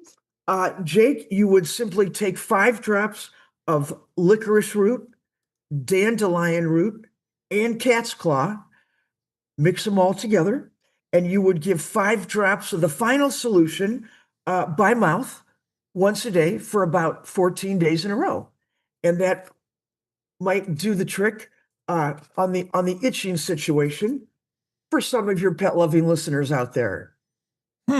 I love when people in the medical world mix both. And I guess that's why we're getting the integrative veterinarian that you are, where you acknowledge holistic methods and also traditional medicines. You know, you're able to find use of both and merge both in the world in order to help our pets. I love when that happens with humans and with pets. When I get a doctor who says, "Hey, let's go the natural route with this. Let's try this." That's pretty cool.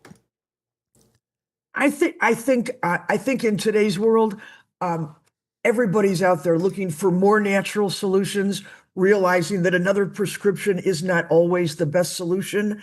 So being able to combine both worlds, traditional with the holistic or natural, in many cases, helps to optimize healthcare and minimize toxic pesticides, prescriptions, etc. And everybody's the better for it. And we're talking, by the way, to Dr. Carol Osborne, DVM, veterinarian to the stars, let's say. Are you in Ohio still? When you're not on TV somewhere, I'm sure your travel itinerary is crazy, but you're still Ohio-based? Yes, I'm about 30 minutes east of Cleveland. Okay, so let's diverge off the topic of fleas, dogs and cats. I just want to cover, just because I have at my disposal now, my access, I have a veterinarian. I love it because I have animals and I always have questions. Just to know, in just random, no particular order, catnip. What is it? Is it bad or good? My cat loves it. What does the cat love about catnip? Catnip is a natural herb. There is absolutely nothing wrong with it. It kind of gives cats a little boost. And if you want to use the natural herb, I recommend maybe 3 days a week for about 20 minutes or so. And your cat will, get perky and motivated and move around, enjoy the cat jungle gym or whatever you might have there. So it's absolutely fine.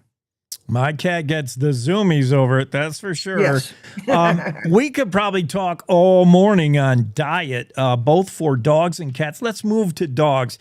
I see so many advertisements. I see so many things I'm bombarded with marketing dog food. There's a move now to go all natural on what a wolf would eat, like real food you keep in the refrigerator. Is dry kibble still important for your dog's teeth? What should I feed my dog? That's another great point. First of all, I think it's important to know that chewing on a bone or eating dry kibble is not honestly going to keep your pet's teeth clean. Dogs have a need to chew. That's just a simple fact. So there's a lot of clever marketers out there, and they market products so you buy them thinking that they'll keep your dog's teeth clean. What they do is satisfy the need to chew. As far as diet, I think that dogs, like people, are all individuals. What works for one might not be the best option for another. With respect to dry kibble, sure, it's the easiest thing that there is out there. It's also, in my experience, one of the very main reasons that over 55% are suffering from a few extra pounds, if you will. For people that have the time, energy, and are willing to take the effort, if you want to make a homemade diet, we've had wonderful results with that. Generally, you want to pick a lean protein, which is basically, any kind of meat you can think of, or fish. You want to pick a long-acting carb, rice, potatoes, noodles, pasta, quinoa, oatmeal would fit that category. And the third category would be fresh vegetables. I always put cruciferous on top, broccoli, cauliflower, Brussels sprouts, but the gamut, green beans, string beans, kale, cabbage, on and on. Anyhow, if your dog looks pretty good, take 1/3 of each. You can prepare them any way you like. mix them up together, and all pets should eat at least twice a day. Now, if your pet's a little pudgy and you want to pull off a couple pounds, skip the carbs and go 50% lean protein, a variety of meats or fish, and go 50% veggies. The top three flavors most dogs love: barbecue sauce, pasta or tomato sauce, and low sodium tamari, which looks just like soy sauce, but they call it tamari. When you cook the food, remember that the primary incentive to eat is not the taste, but indeed the smell. So don't be afraid to season the food up. Onion and garlic powder work just great. I'm not saying to cut up 5 onions and 10 cloves of garlic. I'm saying to season the food so it smells good, warm it up a little bit. And if you are trying to get your pet to lose a few pounds and you stop the kibble, you will be amazed at how those pounds will just fall off your pet to the point where you'll start to struggle to keep the weight on your pet as opposed to get it off. Interesting. We're talking to Dr. Carol Osborne, DVM, renowned veterinarian. And yeah, vegetable for dogs, that's going to work perfect in my household. Kale, broccoli, it's all stuff I don't like. The dog can, the dog can have it. Just 2 more things, Dr. Carol. One, we're moving into, we're spring, we're moving into summer. Even in Wyoming, it's going to get hot here, we hope, we think. And when it gets hot, the heat with our pets, heat stroke, signs it's too hot for Fido, especially with his pads on hot concrete. What's some concerns about summer with our animals? That's a great point. First of all, I think it's important for pet owners to remember that unlike you and I, pets cannot sweat. So the only way that your dog or cat can lose heat is by open mouth panting. So if you see your pet, particularly your dog, if you will, with the mouth open, the gums are red, the tongue is hanging out, and we're salivating, that's a sign you need to go inside and get some air conditioning. But yeah, heat exhaustion and heat stroke are very real concerns. So when it's warm outside, take your pet out, before 7 a.m., after 7 p.m., avoid the peak heat of the day. With respect to those foot pads, I see lots of burned foot pads. And I tell my patients, if it's too hot for you to walk outside barefoot, it's too hot for your pet as well. So that applies to concrete, grass, turf, even sand at the beach. You can get booties. A lot of pets don't like booties, though. And they also have other things you can buy that you can paint on the foot pads. And I've got a little holistic remedy to toughen up those foot pads. Steep some tea, make it very strong, let it cool, get a little paintbrush, and then for 14 days in a row, paint each foot pad with that very strong solution of tea. And the tannins in the tea will toughen up the foot pads to help them resist extremes of heat and or cold. And that's a little trick that a lot of the guys that do all this mountain climbing and heavy hiking with their pets, that's a trick that they use to protect their pets' foot pads. Very interesting. One last thing. I think about traveling. Not necessarily airline travel, but like just traveling a 2-hour ride in the car. Some pets tolerate traveling better than others, dogs and cats. Some do not like getting in the car at all. And then where you arrive when you're traveling. If you want to bring your cat to grandma's house, do pets, are they so territorial they don't like being in a new place when they get there? And what can we do with the dog and cat that just hates the car? That's a great point. First of all, no matter where you plan to travel with your pet, it's always a good idea to call the destination, whether it's a relative, a hotel, a motel, or a pet park, and be sure that your pet is actually welcome at the destination that you plan on going to. Yeah. Number 2, if you're traveling, even if it's not a long trip, it's a good idea to consider something that your pet can travel safely in, whether it's a seatbelt or a carrier. Again, that's personal choice. But it's a very good idea.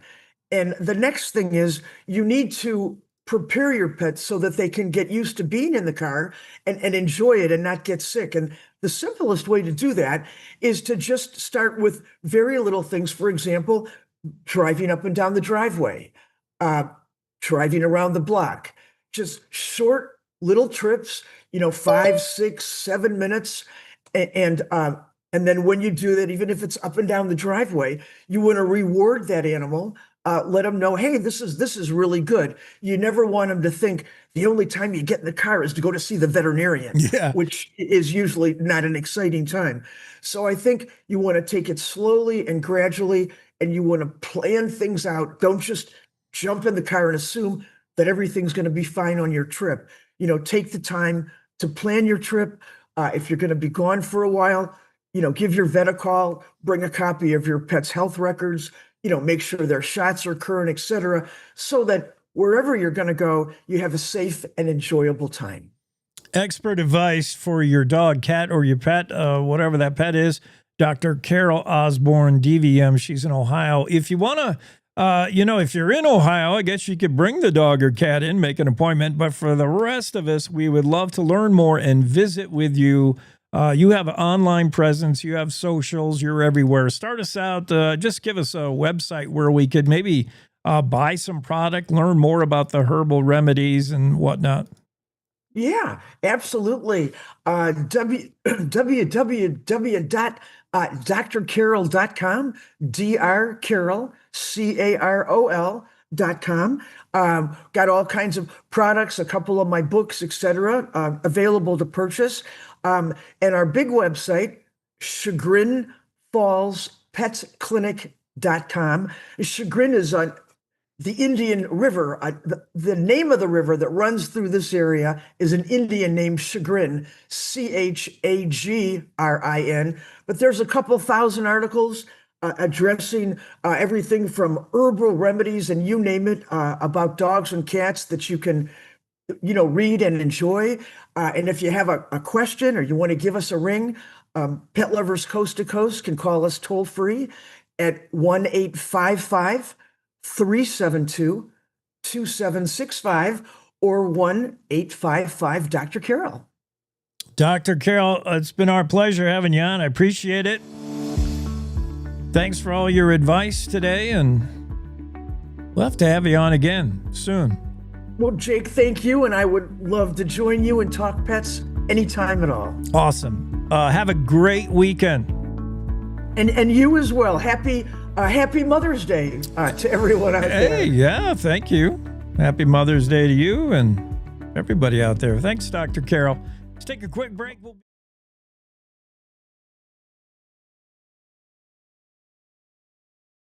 Wyoming is the cowboy state. From corner to corner, there are so many stories to be told, and more cowboys and cowgirls are turning to the Cowboy State Daily News team to keep them in touch with what's happening both locally and in other parts of Wyoming. I'm Riley Strand, videographer and production assistant for Cowboy State Daily Video News. We're proud to bring the most important stories to our viewers every day. The stories that start conversations, the stories that make us laugh, the stories that make us think. Our experienced journalists at Cowboy State Daily are crisscrossing the state every day, talking to those who know the news best. Every day, host Wendy Core and I talk to the reporters who are covering the topics, issues, and people that are important to Wyomingites. And in our daily newscast, we bring you those stories. Tune into the Cowboy State Daily Video Newscast every morning, only on CowboyStateDaily.com. You're listening to the Cowboy State Daily Radio Network. Sometimes fatherhood I'm the first Viking who wouldn't kill a dragon. can feel like an epic battle. But you will. But you can change your kid's world just by being there. And with a little help, you won't believe how high they can soar. All right, bud, you ready? I'm proud to call you my son. Come on! Never stop being a dad. To learn more, visit fathersincorporated.com. Logan Wilson here at the M Building in Casper, Wyoming. They do more than just support businesses and private events. They support nonprofits by offering reduced rates to help the community thrive. The staff here at the M Building have been incredible in helping me organize a fantastic event. They are great partners for those who want to make a positive impact on the community. Come check out the M for your next event.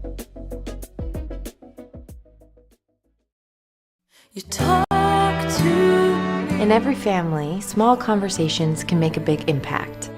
I grew up on tour with my parents. Kind of different, but we bonded over music just like other families do over sports, camping, or other interests. And we talked. Little everyday conversations from silly to serious that built a foundation over time. Honest conversations, like when my dad shared his experiences as an alcoholic. Your honesty about that part of your life gave me a sense of integrity that I wanted to uphold in my own life. And I was so grateful that you and Mom had become these sober, stable people who were always there for me. I wanted you to know from someone who's been in recovery more than 30 years now that hard work is what creates success, not alcohol or other drugs, whether it's music or anything else. I said it a lot, and I'm glad you took it to heart. Talk, they hear you. For more information about talking with your kids about underage use of alcohol and other drugs, visit underagedrinking.samhsa.gov.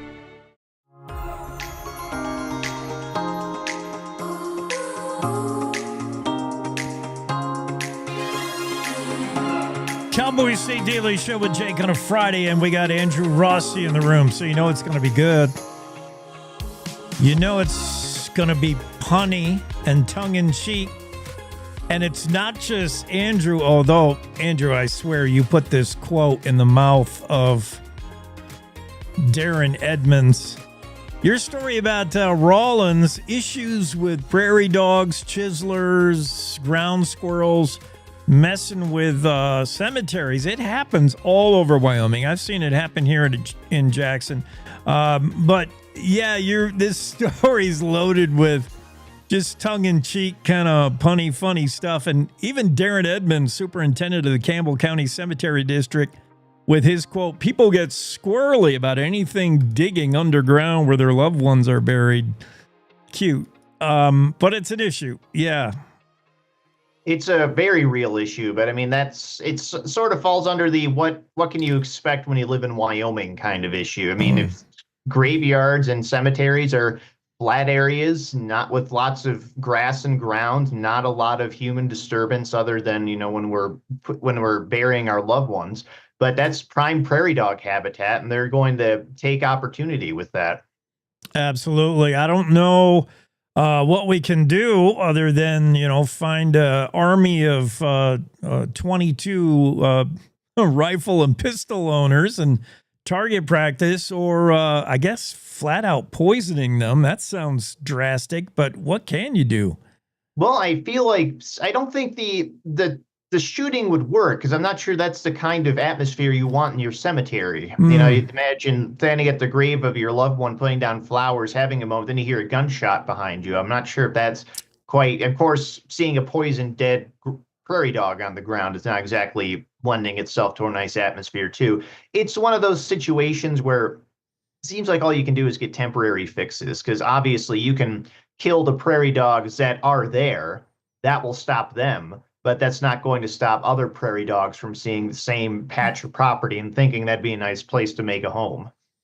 Well, folks in Rawlins who visit the Rawlins Cemetery have noticed the damage these prairie dogs do, a colony of prairie dogs. They are destructive. They can dig some massive holes. Horsemen don't care for critters like this. And yeah, they just, I don't know what we can do in the cemetery, but it's an issue. You in remote, prairie cemeteries in the middle of nowhere, certainly an issue, but even in downtown Rawlins, it's an issue. Yeah, well, prairie dog habitat overlaps with human habitat is so many. I mean, we talk about urban animal encounters all the time, and this is just another example of that in Wyoming. So live and let live in that sense, except where people are dead. Speaking of rodents, there's, of course, the famed weather forecasting rodent we talk about in Lander in Pennsylvania. There's also other harbingers of spring, not necessarily rodent, but how about Bob the Barrel? I love this story. I'm glad you I don't know if you had the one last year. I think last year was the first time I had heard of the Fremont Lake barrel that's put out in the middle of the lake. When that washes ashore, hey, it's spring. Despite what Don Day may think about Mother's Day, it's we're ready to go. Yep, Bob the Barrel made landfall over the weekend. And what's interesting is just the way the contest works is that your guess, if you do participate, and you can participate, you get a ticket for your time. Let's say you bet 6:30 on May 3rd, and your guess is valid until the next guess. So if the next guess isn't until 11:30 the next day, which is what happened this year, your guess at 6:30 p.m. the night before stays valid until 11:30 a.m. the next day. And that's how the guy who won, because he guessed 6:35 p.m. on Saturday. There were no guesses between that guess and 11:30 a.m. on Sunday. So he was the winner. They don't know when Bob came to shore, and they don't check unless there's a guess that they have to make sure to keep tabs on. So there was a 12-hour period almost, or longer than that, where they didn't know when Bob came to shore, but they just dropped by and, well, there he was. He, the barrel. Bob the Barrel. Well, the correct guess is Mike Nystrom. Congrats, Mike. He wins a $500 prize, which he donated back to the cause, and that's the Pinedale Lions Club. But long-running fundraiser. I had no idea this thing had such history. Yeah, earlier this year I spoke with the Pinedale Lions Club about it, and they knew that it had a long history, but they didn't know exactly how long. Then they found a ticket from the 1948 ice off guess, and they had the dates and times when the barrel reached landfall going back to 1940. So it's at least that old, and it's possible that it could have been going for longer than that. But now there's actual documented proof that it's been going since the 1940s. Wow, long-standing tradition down there in Sublette County. That's how they do it in Pinedale down in the Wind Rivers. You put a barrel out in the middle of Fremont Lake and you wait for the ice off to come off, and when that barrel floats ashore, it's officially spring. Sorry. Well, you gotta find something to do during the winter. They do. Yeah, with all apologies to robins, bluebirds, sandhill cranes, and everything else that you might want to think means spring, this is the true indication of spring. Or Mother's Day, as Don Day says, but yeah, how about, this story is exactly why we can't have nice things. And it was even mentioned in the Facebook post about this, but South Dakota public recreation area under construction, and some dummies broke into this site and drove the heavy equipment into a ditch. We have photos of it. It's just dumb. Did they steal anything? It just people got into this area and somehow got into, this skidster and other heavy equipment and just drove it into a ditch.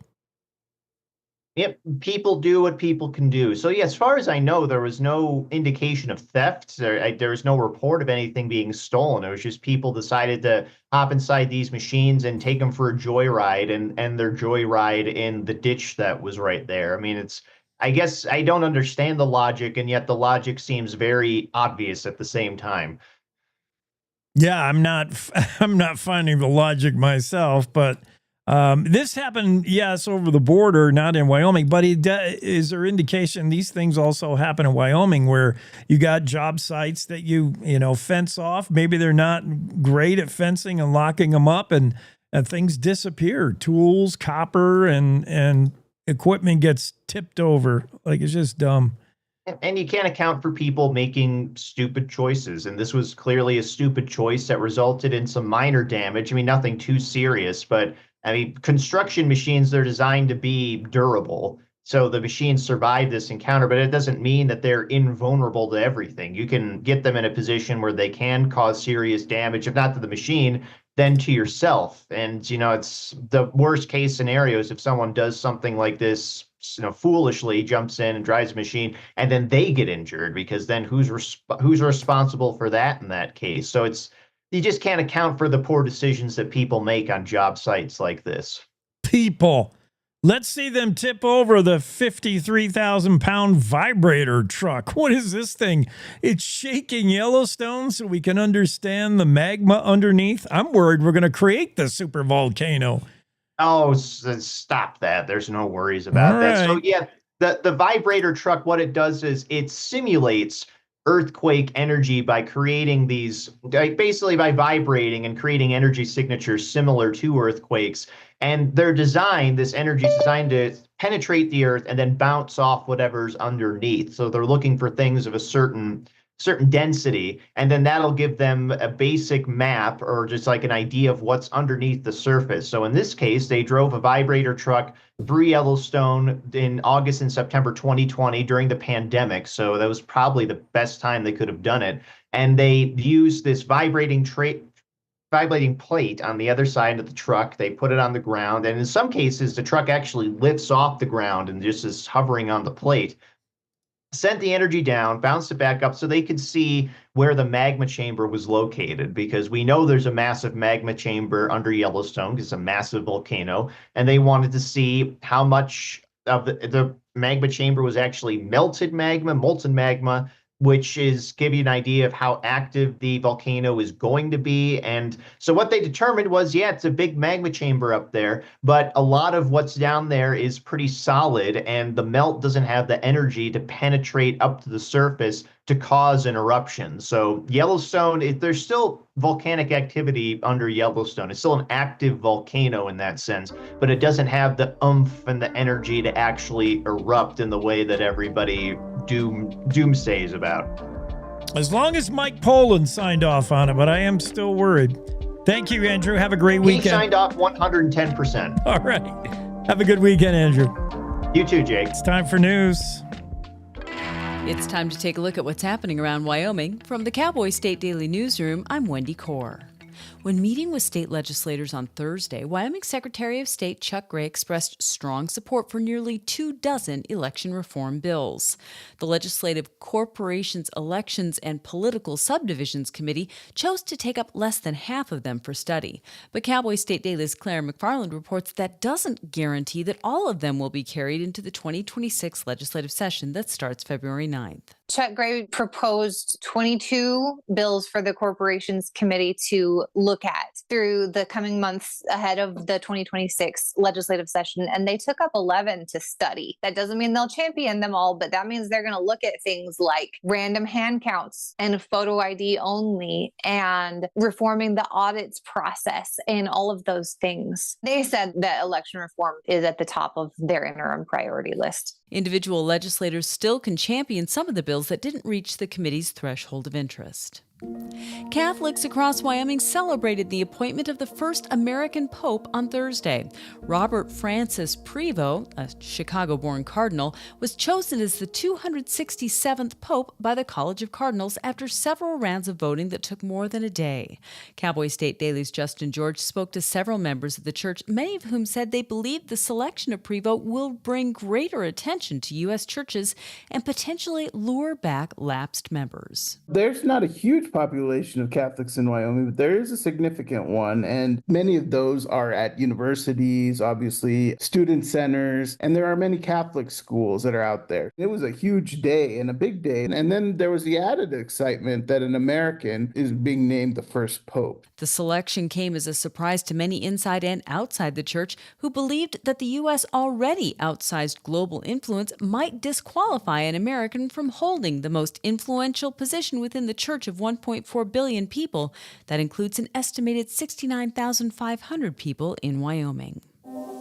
Landmark cryptocurrency legislation, one of the signature efforts of U.S. Senator Cynthia Lummis, collapsed Thursday on the Senate floor despite exhaustive 11th-hour efforts by the Wyoming Republican and her GOP colleagues to rescue it.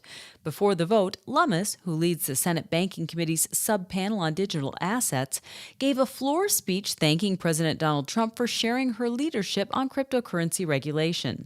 But Cowboy State Daily's Sean Berry reports that some Democrats who originally supported the bill did an about-face, and Trump himself may have had a hand in the bill's demise. Well, there's a lot of finger pointing, but President Trump did not do Cynthia Lummis any favors on this by being so involved, him and his family, with cryptocurrency. And so while this bill had bipartisan support in the beginning, it began to wane heavily and quickly. And this week it unraveled. And I'm shocked, frankly, that Senate Majority Leader John Thune took this thing to the floor. It was not clear exactly Thursday how the latest version has changed since the committee vote in March, but in general, it calls for a massive framework to regulate stablecoins, a type of cryptocurrency pegged to the U.S. dollar.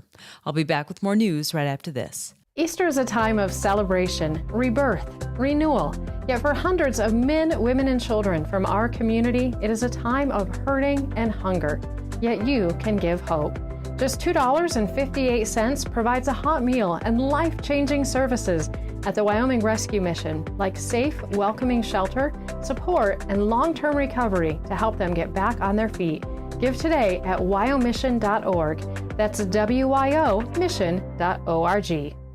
A Florida man who was gored by a bison in Yellowstone National Park on Sunday but lived is lucky compared to other Floridians this week. Cowboy State Daily's Mark Hines reports that the 47-year-old from Cape Coral escaped from his encounter with the bison, but 2 others in their home state were not as fortunate. A man and his dog were killed by a bear in Collier County, Florida, and a woman from Davenport, Florida, was attacked and killed by an alligator. A woman who was in her early 60s was killed by an alligator on Tuesday. Her and her husband were in a canoe and it capsized, and she was subsequently fatally bitten by an alligator in the water there. And then I believe an 89-year-old man in southwest rural Florida was killed by a black bear. Him and his dog were killed by a black bear or bears. They're not sure. The attack in Yellowstone was the first report of a human injured by wildlife in the park this year. And that's today's news. Get your free digital subscription to Wyoming's only statewide newspaper by hitting the daily newsletter button on cowboystatedaily.com. I'm Wendy Core for Cowboy State Daily.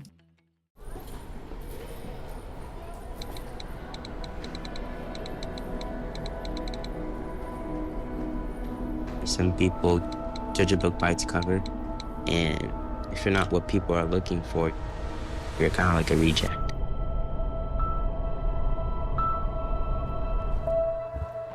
At school, it feels like everyone's staring at me and I'm just kind of not really a person. Sometimes I can't believe that you could be proud of me if I'm not proud of myself. It just was hard today.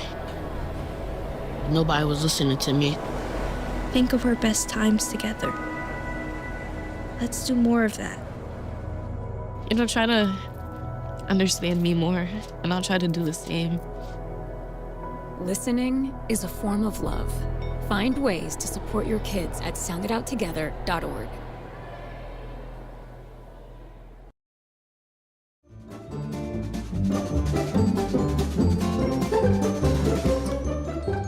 It's a Cowboy State Daily Show with Jake. Into the Zoom room, into the discussion. Bill Sniffen. Bill, what's on your mind? Hi. Hi, Jake. Not a lot. I was listening to your show earlier, and you're talking about gators, and I wonder.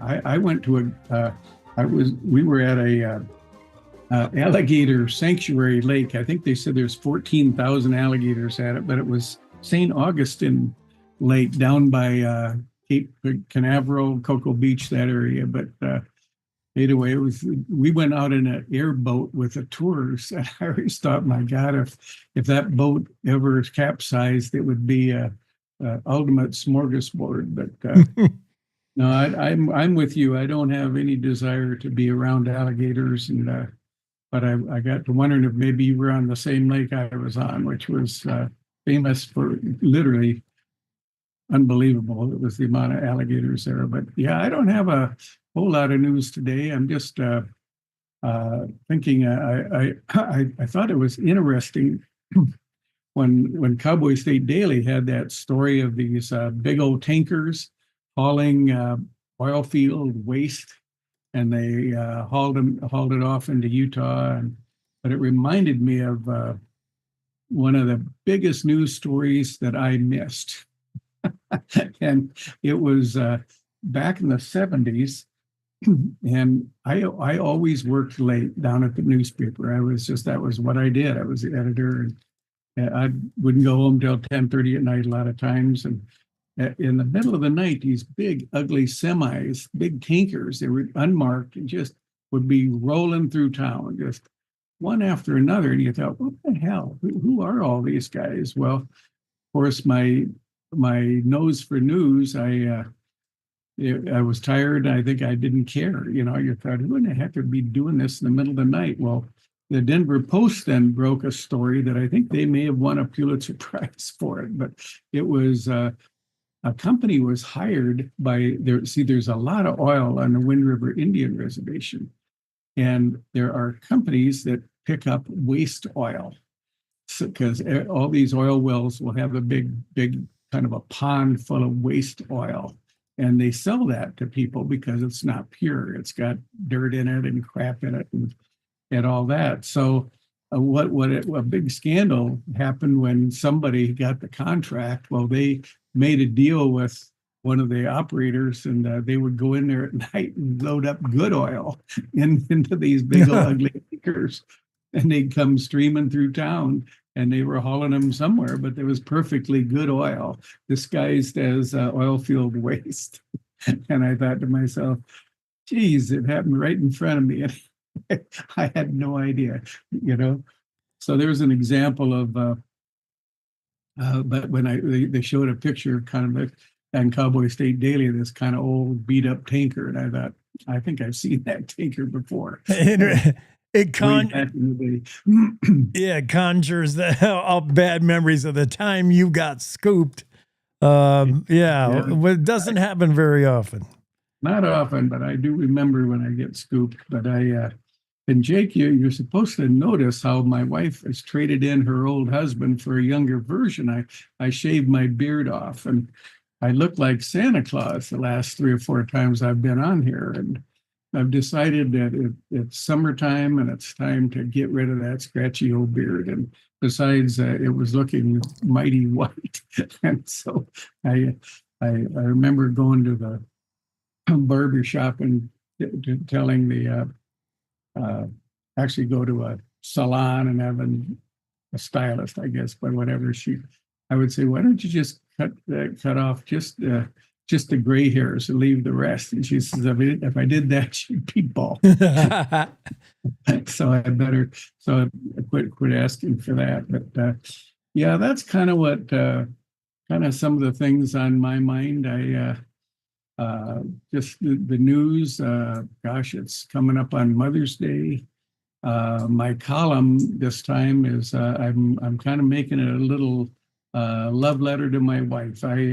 I first met her over 60 years ago, and I always said, boy, I still don't know how on earth I ever convinced her to go with me. And we're going to celebrate our 59th wedding anniversary next week. So we're pretty happy about that. That's a big deal. But I always said I got the prettiest girl and the nicest girl, and that was a pretty lucky guy. And I've been very blessed. We've got a huge family now. We've had 4 kids and 13 grandkids and 4 great grandkids and various sons-in-laws and daughters-in-laws and grandsons-in-laws.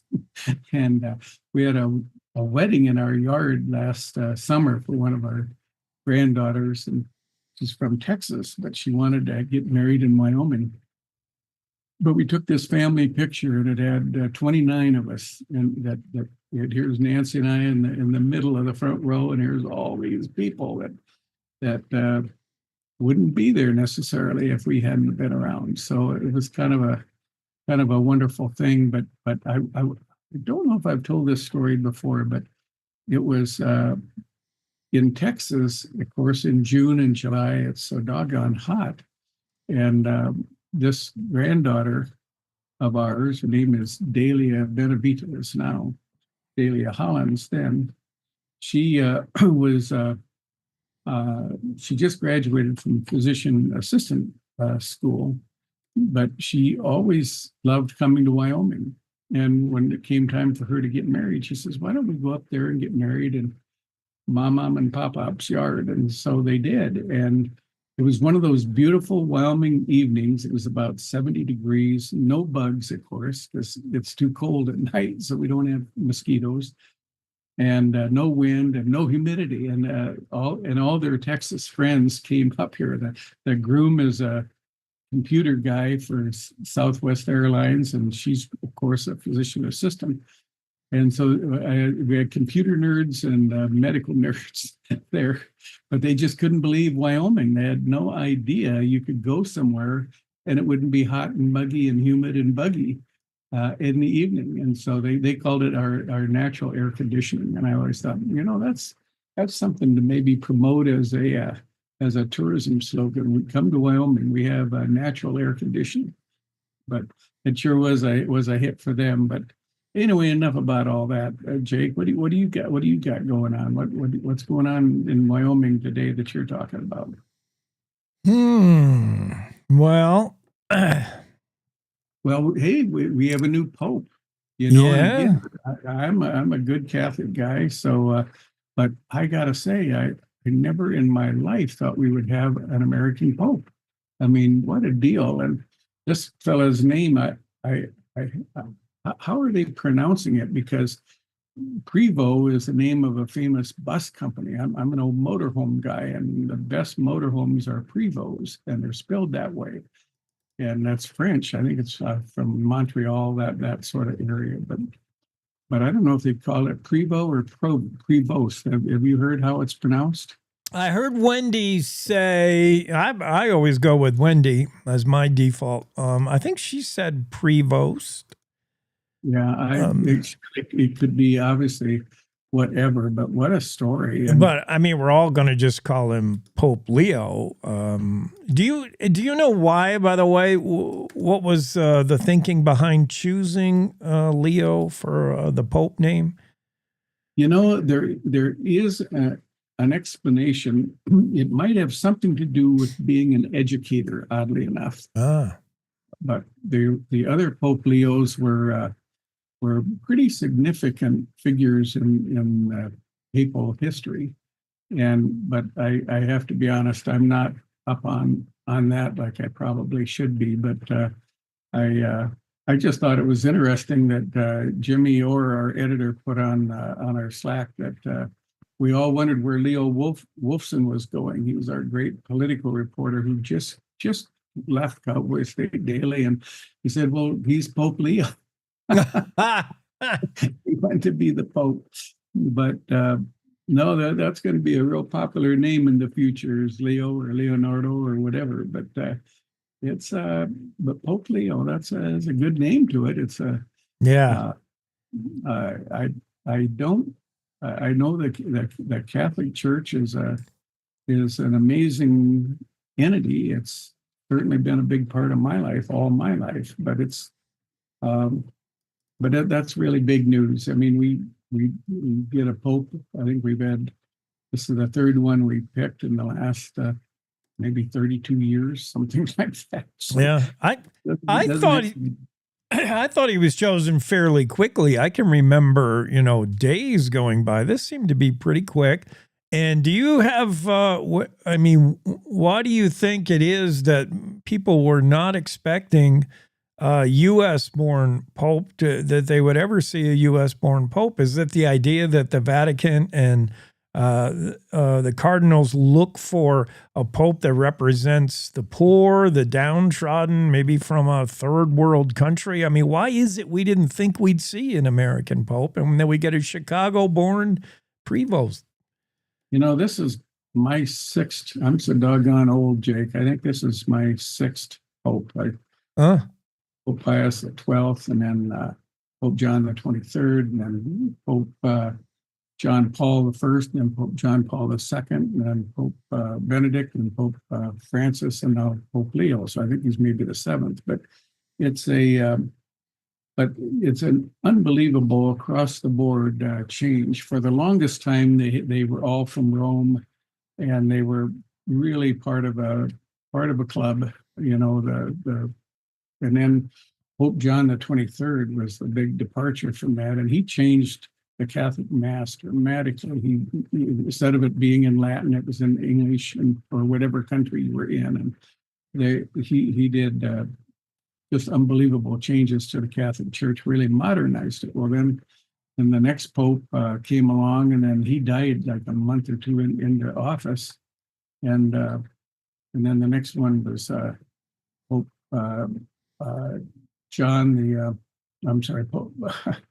Pope John Paul II. But and of course he was historic because he was Polish, and he pretty well, between he and Ronald Reagan, I think, brought down the Iron Curtain. So that was truly historic people, and he's actually been canonized as a saint.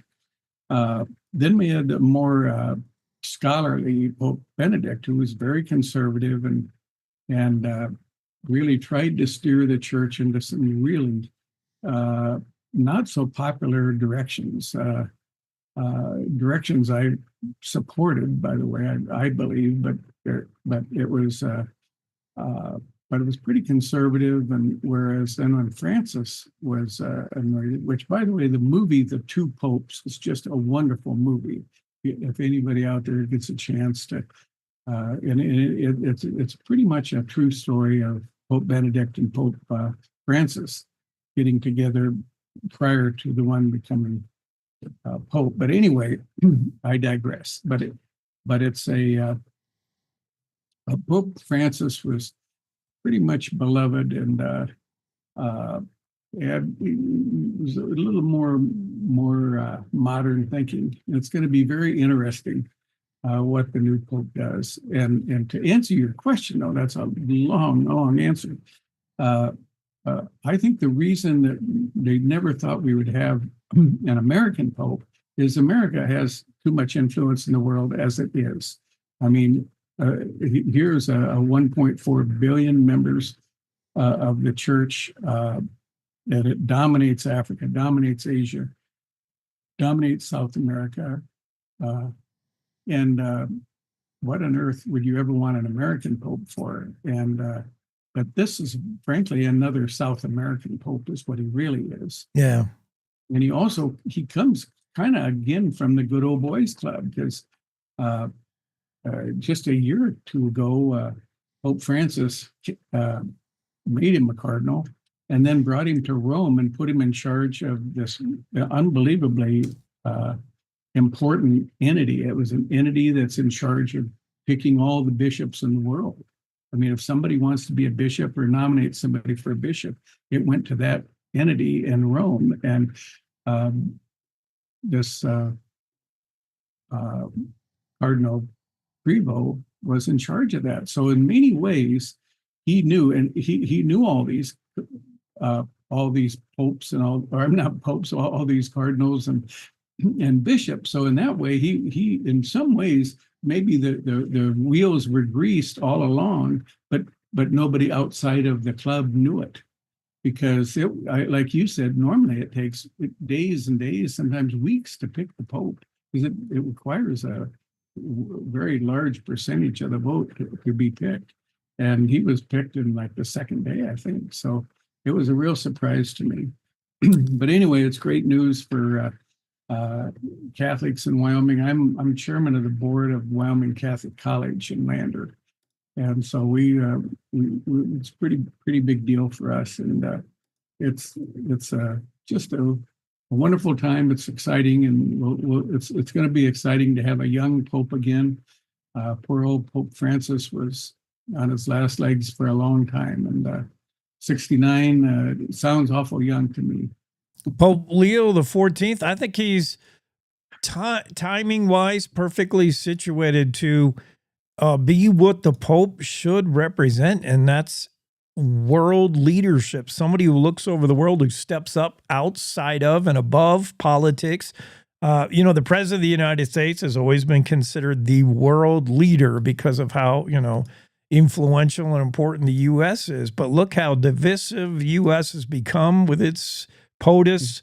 Look at other world leaders, North Korea, the Russian, Putin. I mean, you need someone who can be the overarching boss of bosses. And the Pope should be that person. And, I'm afraid over the last few decades, it's been forgotten. But the Vatican leadership, the Pope and Pope Leo XIV could be the world leader we need at a time where we really need one. He's really big in missionary and taking care of the poor. I will predict right off the bat that he'll have a conflict with Trump over deporting migrants, illegal immigrants, and I tend to support Trump on that one. But anyway, it's but other than that, I think I hope the guy has a little bit of a honeymoon before it all hits the fan. I know. It's a fan, yeah. It's so I don't know, but I don't know, Jake. It's all good from where I'm at, and wish everybody out there a happy Mother's Day, and always good to be on. Enjoy your weekend. We got to clear the room for Congresswoman Harriet Hageman. She'll be on next on the Cowboy State Daily Show with Jake. Bill, have a great weekend. Say hello to Harriet for me. Thanks. I will. Let's take a quick break. We'll be right back with your Congresswoman after these. Hi, I'm U.S. Senator John Barrasso, and I'm teaming up with the Wyoming Center on Aging at the University of Wyoming for their campaign, Tough Enough to Know Your Numbers. May is National High Blood Pressure Education Month. It's a good time to learn and educate yourself on maintaining a healthy blood pressure. Hypertension or high blood pressure is when the force of the blood going through your blood vessels is consistently too high.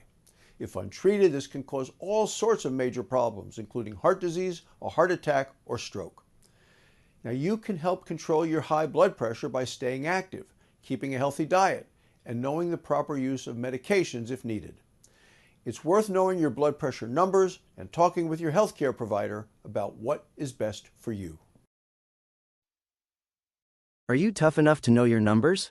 You can check out a blood pressure cuff kit in all 23 counties and 67 libraries across the state of Wyoming. This is the Cowboy State Daily Radio Network. We all make choices. When it comes to alcohol, kids make choices whether to drink or not. Bye, Dad. Bye-bye. Remember, I'm going to Alex's party tonight and sleeping over. Have fun. Hey, have a seat for a second. Remind me about that party again? Alex is just And adults make choices whether to talk about it. That's true of parents and every other trusted adult in a kid's life. Kids want to know our expectations when it comes to alcohol and other drugs. They want guidance and honest answers to their questions. And it makes a difference when the message is consistent and part of everyday conversations. So talk with your kids and help lead them on a positive path. Because when you talk, they hear you. For more information about talking with your kids about underage use of alcohol and other drugs, visit underagedrinking.samhsa.gov. I don't think that many kids in my son's school even do it. He makes fun of his friend who vapes. He would never try it. She's into soccer. She's on the honor roll. She's just not the type. No way. No way. No way. No way, my kid would never vape. Get your head out of the cloud. Today, nearly 8,000 kids will start vaping. Maybe even yours. Learn about the dangers at talkaboutvaping.org.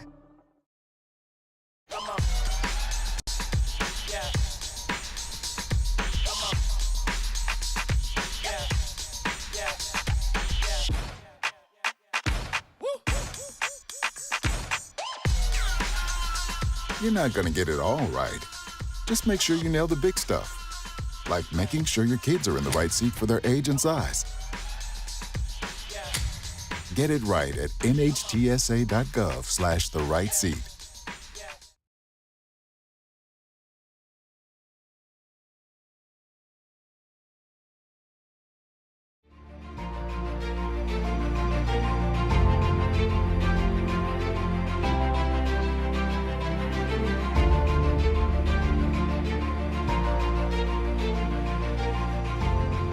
Cowboy State Daily Show with Jake on a Friday edition. Representative Harriet Hageman will be on the show here in just a bit. And she's in the news, as she so often is, in the Cowboy State Daily today in headlines. Harriet Hageman introduced a bill just yesterday, new legislation, a new bill, that Claire McFarland says would keep student visas from being issued in sanctuary cities and communities, cities, and towns where the cooperation with ICE is not so great, let's say. Hageman says it's a response to those who seek to elevate the interests of foreign nationals above our own citizens. Of course, you'll note that President Trump, and under the President Trump administration, there were visas at colleges that were revoked. It happened at University of Wyoming, although that seems to have resolved itself. But we're talking about college kids on visa, foreigners from other countries, and whether those visas should be honored in colleges that have a campus in a city that's so-called sanctuary city. Now, is there really a sanctuary city anywhere in Wyoming? That could be debated, not officially, but in areas like Colorado, let's say, which has state laws prohibiting local law enforcement from cooperating with ICE, U.S. Immigration and Customs Enforcement. That's certainly downright hostile toward the U.S., wouldn't you think? I mean, the state law that says a local sheriff doesn't have to cooperate with ICE. It's in places like that in Colorado where particularly Hageman is thinking this bill might be important. Hageman cited Center for Immigration Studies statistics estimating some 10,000 serious foreign criminals who were deportable, and among them felons, and they were released back onto the streets, many of them fleeing to the safety of sanctuary cities. Meanwhile, pushback from a Laramie-based immigration attorney, Travis Helm, who took exception, for instance, with the whole notion of sanctuary city, saying, as I recall and understand the term sanctuary city, it came into the lexicon only during the last Trump administration. Kind of like the term and the word woke, Travis Helm said. He finds the proposed bill from Congresswoman Hageman to be rather vague, and especially when it concerns the notion of sanctuary cities. Yeah, we got to make room for Wendy Core. She'll be on the show here in a little bit because it's a Friday, and that's what we do on Fridays. Meanwhile, let's zoom into the Zoom room, talk to our U.S. Representative, Congresswoman Harriet Hageman joins the show in the Cowboy State Daily. Congresswoman, I don't have a visual on you. If you want to correct that on your end, I don't think that's my doing. Or maybe you're having trouble even connecting. That could be it. Yeah. Let's stand by and see if we can get some better interwebs going. I'm pretty sure my end looks good, but I wouldn't want to blame it on a congresswoman. I know she's been busy this morning with interviews.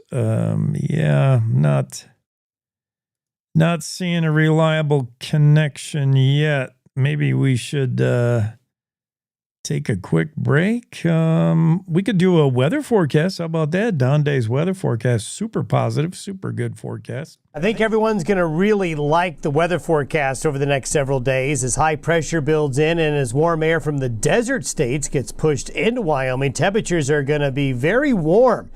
Very warm May weather coming starting today and lasting probably into Monday and Tuesday. Now, late Tuesday into Wednesday will bring colder weather and better chances of showers and thunderstorms, especially in the northern part of Wyoming. When it comes to any precipitation, from today through Sunday, there might be a couple of isolated afternoon and evening thunderstorms, mainly near the mountains of the south and the west today. Not much thunderstorm activity Saturday, but we do expect thunderstorm activity to pick up a bit Mother's Day afternoon on Sunday. Nothing widespread, but showers and thunderstorms will be a bit more commonplace. The wind won't be much of a factor today or Saturday, but it will get a bit breezy, especially in western Wyoming on Sunday, as southwest winds will be picking up steam ahead of that next weather pattern change coming as we head into next week. Cowboy State Daily Morning Show with Jake. Now, back to the show. Well, thank you, Don, for that fantastic weather forecast. I like everything about that. That is... Back to the studio. Super good news. Daily morning show with Jake continues. Good weather ahead. Let's go to the Zoom room and U.S. Congresswoman Harriet Hageman. Is that you, Congresswoman? You with us?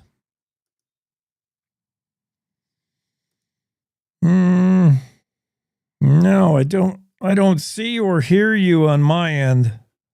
You hear me now? Oh, there you are. Yeah, I hear you. I don't see you, which is okay. I mean, I'm willing to get 50%. That's okay. I'm trying. I don't know what in the world is wrong. This has always worked, and then all of a sudden it doesn't. Oh, yeah. Believe me, I know all about that. Ghost in the machine, computers. What can you do? You could maybe I don't know. Pass some legislation about that. I don't know, but let's jump. It's in the hopper. Let's jump right in.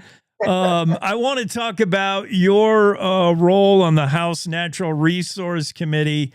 You had a markup. I don't know what that is the other day, but we're trying to do domestic energy here. Trump has kind of mandated that we'd kill two birds with one stone. You're looking at a nation that's 36 trillion in debt. And we can generate billions with oil, gas, mineral extraction in Wyoming. Let's get going, huh? So you're using some real common sense, and I like that. Not a lot of people in Washington, D.C. do, so maybe you can join me back there and kind of educate people on how things really work. Yes, we had a markup in the House Natural Resource Committee the other day. What we're going through, Jake, is we're going through what's called reconciliation, which is a really rare opportunity. Because we have the House, the Senate, and the presidency, we can actually do this budgeting process that requires only 51 votes in the Senate. So each of the committees has a responsibility within their jurisdiction to address certain aspects of reconciliation. Last week, I was in Judiciary Committee, and most of what we focused on, or a lot of what we focused on, was the budget associated with immigration and border security. So we actually were tasked with spending money related to building the wall and building more beds to detain people and more immigration judges. So our focus on the budget was on the immigration side. How do we get the money necessary to address the catastrophe and the invasion that's happened over the last 4 years? In natural resources, I'm going to say that I think Wyoming has come out better than any state in the nation because we're really focused on energy development and production. So we actually are going to generate revenue for the Treasury through additional oil and gas development. We're protecting our coal industry. We are going to do more in terms of protecting our national forests by actually managing them and producing timber for domestic use right here at home. So it was about, 15 hours or so that we did it. We made it through. We got our bill out of committee. I'm extremely proud for what it does for Wyoming. I love this. I mean, you're just basically answering President Trump's call to unleash American energy. Wyoming's uniquely poised to do that. Your work on the Natural Resource Committee, the markup, where does it go next?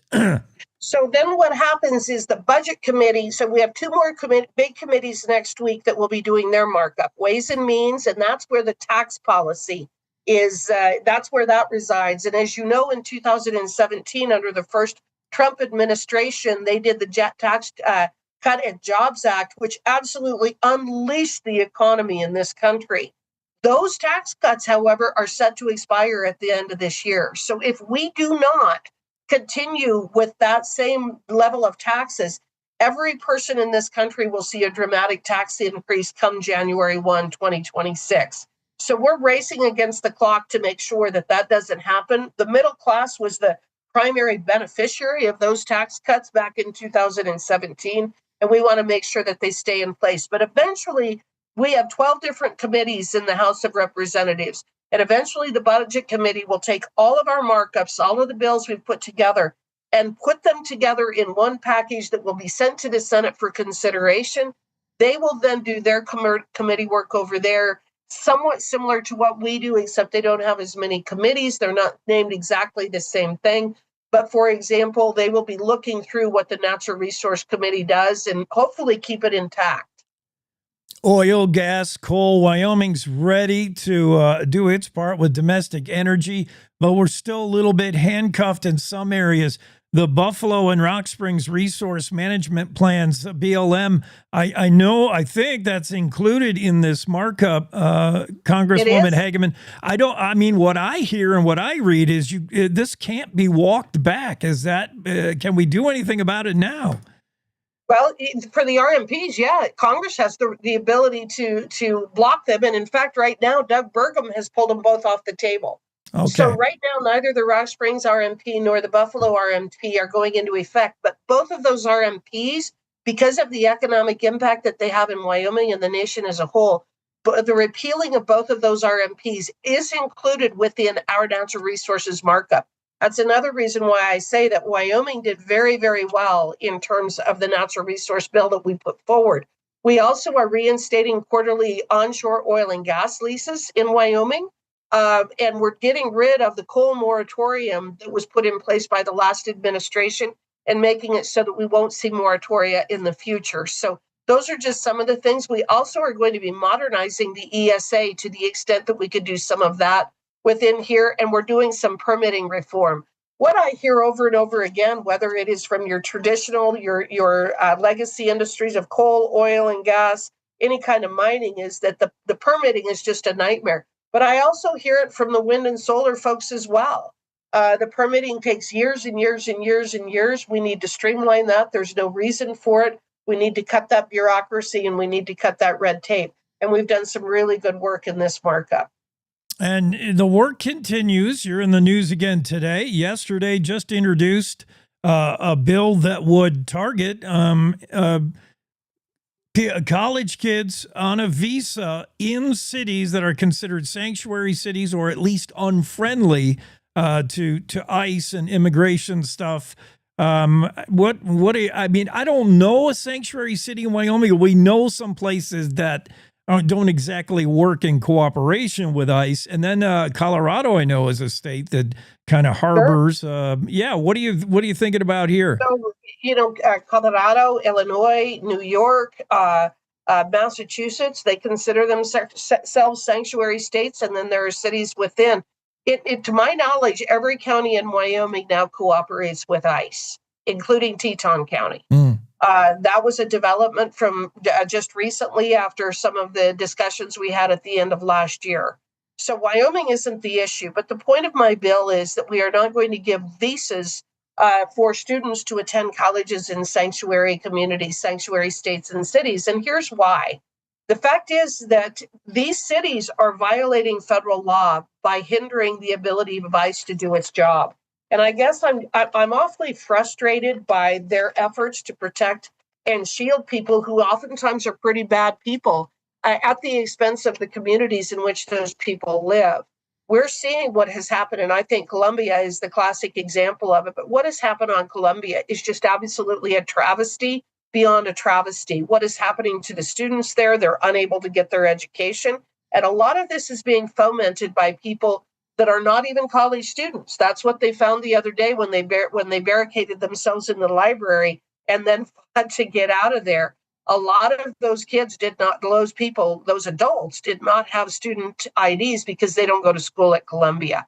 But we know from the battle that the president is having in deporting some of these people who are adamantly opposed to Western civilization, They are anti-Semitic. They are anti-American. They have come here on student visas. I don't see a reason to allow them to come here to attempt to undermine and overthrow our government and our communities. We're talking to U.S. Congresswoman Harriet Hageman. Your ability to have an ear to the ground, your radar is always on, Congresswoman Hageman, and you notice things like we just talked about. You expose the Teton County and lack of cooperation with ICE. You noticed or you heard about things going on at the Sheridan VA, so you paid a personal visit. You heard about the ranching family in South Dakota that was basically harassed by our own federal government, and you did something about it. Congrats on that, by the way. The USDA has been told to stand down when it comes to that ranching family in South Dakota. The wife, by the way, is a Wyoming lady. Wyoming, and her family's from Wyoming. And I have a family members. I have a lot of family members in Wyoming who keep their ear to the ground in the various industries. I have a nephew who has a couple of trucks, and he's the one who contacted me, and he said, Harriet, we're seeing a dramatic increase in accidents involving non-English speaking truck drivers, especially across Nebraska. That's when they first start hitting ice and snow. He said, is there anything you can do about this? So I started digging into it and found that there was a rule that requires English language proficiency. You don't have to be fluent in it, but you have to be able to read the signs as you cross I-80 where it says black ice ahead. And under the Obama administration, they issued guidance, not a rulemaking, but a guidance document doing away with that rule. And then all of a sudden you see a dramatic increase in accidents across highways like I-80. So I got involved in that. And we sent a letter to Duffy, and we got an executive order 2 weeks ago. I had another nephew who called me about the mod situation, and he said, Harriet, this family in South Dakota is being persecuted, and it doesn't make any sense. And so we started digging into that and finding out what happened and got involved because that was wrong. And last week, the Secretary of Agriculture dismissed all the civil and the criminal charges against that beautiful young family. Our government doesn't need to be our enemy. Our government shouldn't be our enemy, and our government shouldn't be prosecuting and persecuting people when there are ways to resolve things in a different way. And so I guess that's how I feel, is that my view is my job back in Washington, D.C. is oftentimes to protect people in Wyoming and maybe other places as well from the government as much as anything. And that's really become very quickly a legacy that I know you by, and a lot of Americans know you by, is a watchdog for government overreach. I mean, that has been your thing, and we appreciate it. You mentioned that DOT policy. I was just going to go to that next, the policy that keeps non-English speaking truckers on the road. There is almost nothing that escapes your purview. You are on it. So one of the things about that is I've been accused. I've seen some things. One guy posted, well, she's not just another pretty face, which I thought was really funny. She's also racist to the bone. And I thought, well, this has nothing to do with race. And I really took great offense at that for a lot of reasons. One, that it is just absolutely untrue. But also, a lot of the truckers are coming from Russia, Ukraine, Kazakhstan. This isn't a race issue. This is an English language proficiency issue. And I hope that people understand. I don't care where you come from. If you cannot read those digital signs as you cross I-80, you do not belong on that highway. Yeah, and the latest, I wanted to say I really like your clapback on a peer Democrat in the House regarding, is the renaming of the Gulf of Mexico really top priority in the Trump administration? Are your constituents coming up at every town hall and saying you've got to rename this Gulf? And I love your response. People say they want us to implement the agenda Donald Trump ran on, period. And I like that. Well, that's exactly right. And one of the things that we're doing, and I've had people say, is that really the priority? But as I've indicated earlier, our priority is reconciliation. We've been working on this in the House for 6 months. It is an incredibly complicated process. So that's all that's going on in the background. We're spending, as I said, we went into the natural resources at 10 o'clock in the morning on Tuesday and got out at 1 o'clock in the morning on Wednesday. We are spending massive amounts of time on reconciliation to make sure that this is right. My staff has spent hundreds of hours scouring things, making sure we're getting things in there that are benefits, that are a benefit to Wyoming. And so we're also doing other bills, such as the Gulf of America bill. But I can assure everyone we're working hard on all of these issues that are important to our state. No rest for Congresswoman Hageman either. The next tasks Congresswoman Hageman will be get this nation out of debt and fix Zoom, if you could. I'm going to work on that. I have no idea what went wrong today. That's all right. I just want to give you like impossible things to work on because I know you can do it. Hey, thanks a lot. Thanks for your work on behalf of the American people and Wyomingites everywhere. Thank you. Congresswoman Harriet Hageman joins the conversation. Great to have her on anytime we can on the Cowboy State Daily Show with Jake. Let's get Wendy in the room right after this quick break. Wendy, hang on. We're coming to you.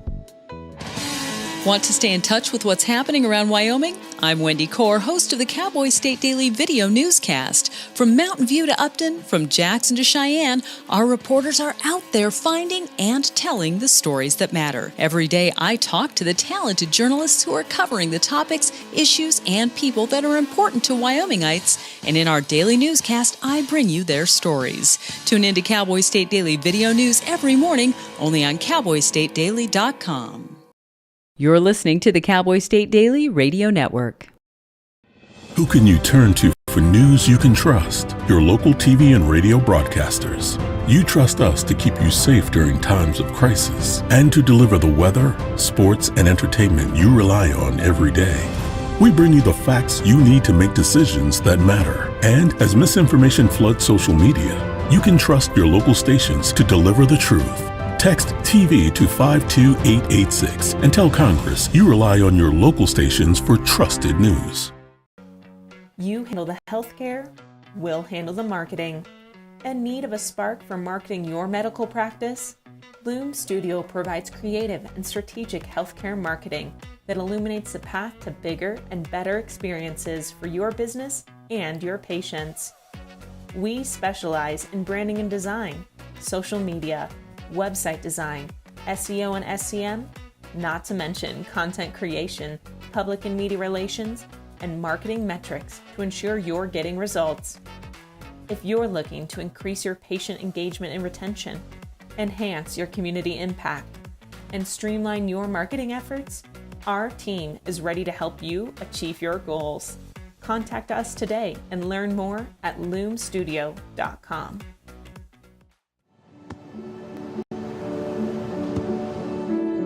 I don't remember how it started. Go to that. Cowboy. Our back and forth. It always came back. Dad! You probably don't remember what you told me, That was perfect. but I heard every word.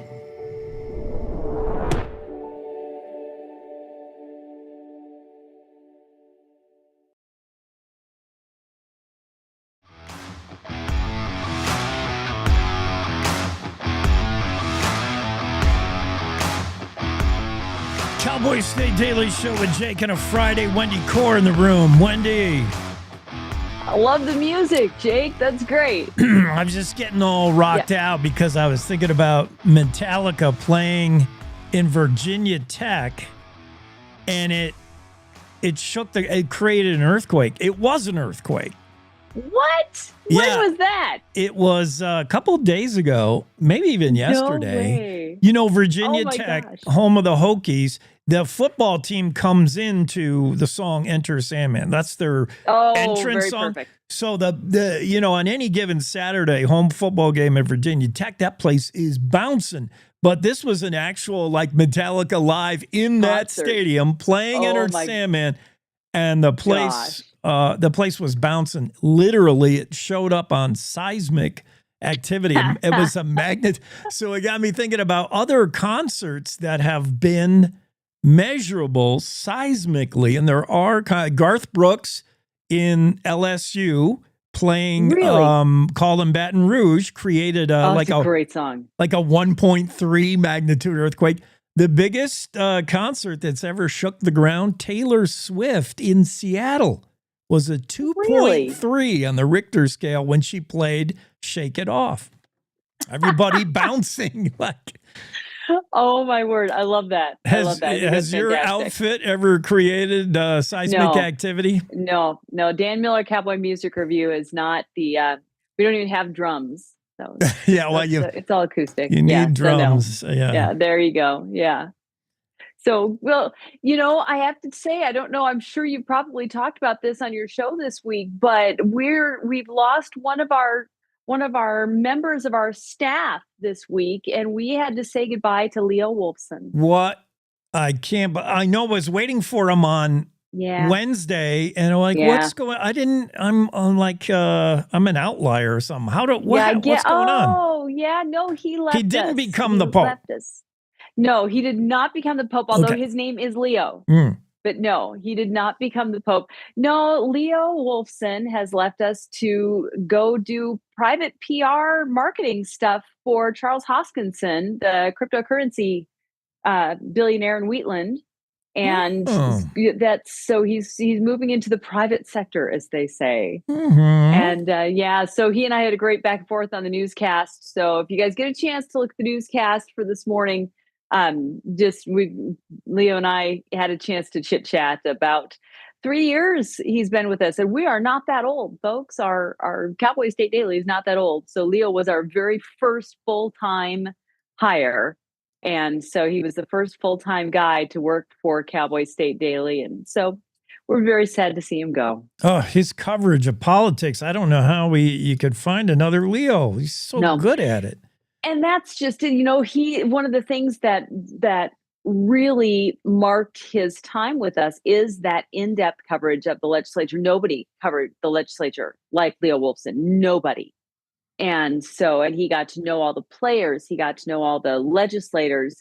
It was just really, and one of the things that he said when we were chatting about it for the newscast was the idea that Wyoming is such an accessible place. It is not, there's not another state out there, I don't know, that has the kind of relationship between not just the press and the legislators, but the public and the legislators. I mean, you truly can call up your legislator or go next door to where they live. Yeah. And, it's really a special place. And that's one of the things that he and I talked about. And as much as he's going to miss that, he called it his Super Bowl because it's truth. But as much as we are going to miss that, I'm not sure. Leo might be a little on the fence about how much he's going to miss that because that takes over his life when he covers the legislature. Well, Leo Wolfson was a key reason over the last 3 years Cowboy State Daily not only, stayed with coverage in Cheyenne of the legislative session when other news agencies, other newspapers were scaling back. They were not sending a reporter there. They were trying to cover it with recaps. Cowboy State Daily doubled down and said, Leo, you go. You are assigned to the whole month in Cheyenne of a photographer. I mean, the coverage of what your lawmakers are doing has never been more in depth in this state, thanks to Leo. And that's tough. Exactly. So he's probably. Yeah, so we're sad. We're sad to not have him with us anymore. Is he going to be your guest for the roundup? I would love to have him. I actually did interview him as a roundup guest. Was it? Trying to think if it was this year or last year. Anyway, it was. I interviewed him to talk about the legislative coverage. Yeah. And so it was this year. And so we got to talk about his career and what got him into journalism and what brought him out here from Minnesota. And so I did get a chance to have a good in-depth conversation with him about himself as well as the legislative coverage. So it was great. Who do we get to meet this weekend? So anybody who's been to Cody knows about the Buffalo Bill Center of the West. Oh, yeah. Buffalo Bill Center of the West, the Smithsonian of the West. It is an actual Smithsonian affiliate. 5 incredible museums under one roof, plus an amazing research library. I talked to Rebecca West, who was the first female executive director for the Buffalo Bills Center of the West, but her story is so interesting because not only in the interview do we talk about the relevance of museums in this technological day and age, but we also talked about her rise to this position because she has spent her entire paid career at the Center of the West. She moved to Cody in 1994 as an unpaid intern, but her passion for the work was so evident that they found work for her to keep her here. And she ended up staying and just moving up incrementally. She's worked every job in the museum, and now she's the executive director. And she's taken it into the future. So it's going to be a great conversation. I love stories like that when the janitor becomes the CEO, when you just like they promote from within and you're just too passionate to be denied. Good for her. No, exactly. So I'm super proud. She and I have known each other for many, many years, and we were young mothers together working in a service organization in Cody. And so it's been fun to watch her career take off. Well, I'm excited to see that podcast. It's the Roundup with Wendy Core and what was it, Rebecca West? Rebecca West. Yeah. I'm in. Tune in. Download on your popular podcast platform, the Roundup with Wendy Core. It's this weekend with Rebecca West. Thanks, Wendy. Have a great weekend. Thanks, Jake. Take care. Happy Mother's Bye-bye. Day. Thank you. Cowboy State Daily Show with Jake wraps up another segment, and we're going to get to top of the hour news and then roll toward the finish line as we head into a weekend here. Glorious weather, no complaints there. Thank you, Don Day. We'll see you on the other side. We still got a lot to get to this day in history, all that stuff coming up with the Cowboy State Daily Show with Jake.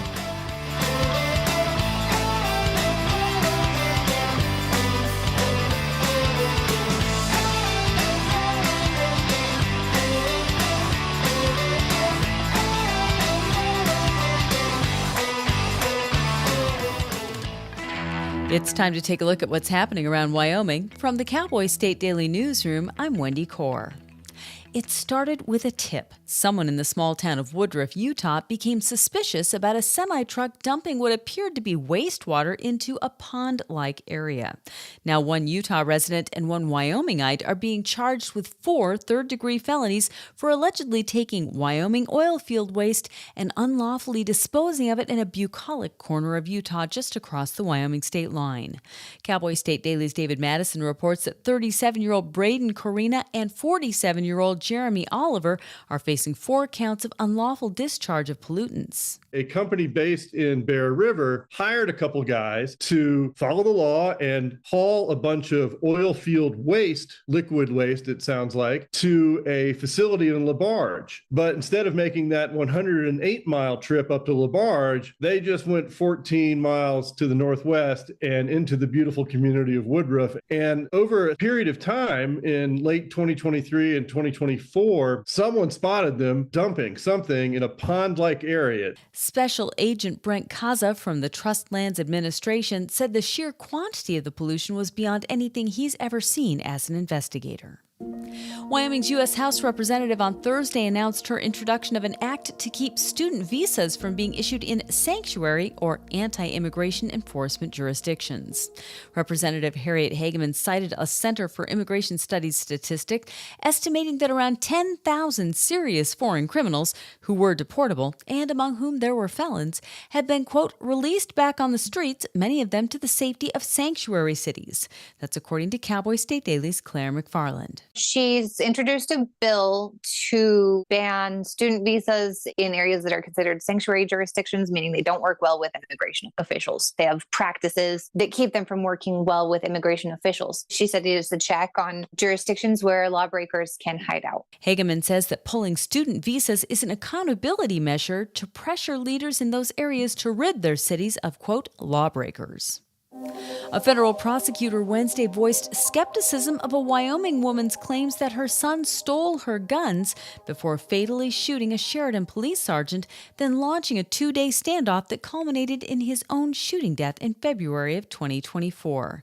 Claire McFarland reports that Eileen Hurley faces 4 felonies in the U.S. District Court for Wyoming on allegations that she bought 3 guns for her son, 46-year-old William Lowry, who was a convicted felon and prohibited from having guns. This is a big argument about whether the prosecution has to hand over data on 10 more guns, who owned them, where they came from, to the defense of Eileen Hurley. Basically, the prosecutor is saying, whoa, the government's theory is that she bought them for him or gave them to him. Her saying, oh, he stole them. Well, the prosecutor is basically saying, this looks like a new theory to us. And also, our evidence on these guns isn't material to you since no one reported them stolen.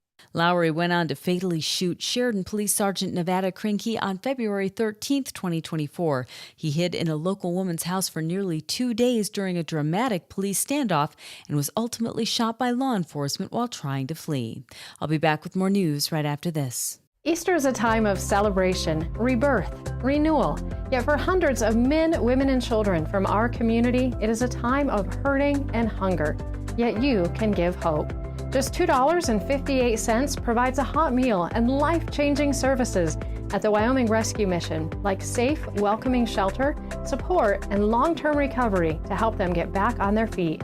Give today at wyomission.org. That's wyomission.org. Well, Rawlins residents are fed up with a colony of prairie dogs that's become more than a nuisance.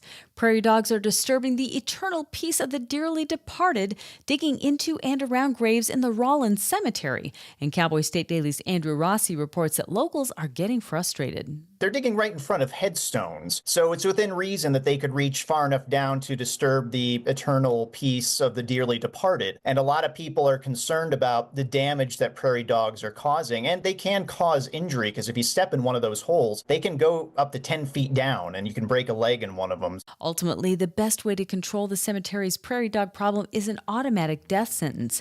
In Campbell County, the burrowing problem was only solved by poisoning the prairie dogs. And that's today's news. Get your free digital subscription to Wyoming's only statewide newspaper by hitting the daily newsletter button on cowboystatedaily.com. I'm Wendy Core for Cowboy State Daily. There's a lot of need in the world, and if you're like me, it can seem too big to make a difference. But that's why I decided to start volunteering with Mercy Shifts. Dedicating a few weeks or months of my life every year in the service of others has brought me more than I could ever imagine. Plus, I'm getting to meet people from all around the world and make lifelong friends. Hey, Michelle. And with so much to do here, there's an opportunity for everyone to make a difference. High five. But the best reason to volunteer is knowing that no matter what you do, you're helping change people's lives every day. Whether it's for 2 weeks, 2 months, or 2 years, when you volunteer with Mercy Shifts, you'll find your purpose, your people, and your place in this world. And all you gotta do is visit mercyshifts.org today. I hope to see you soon.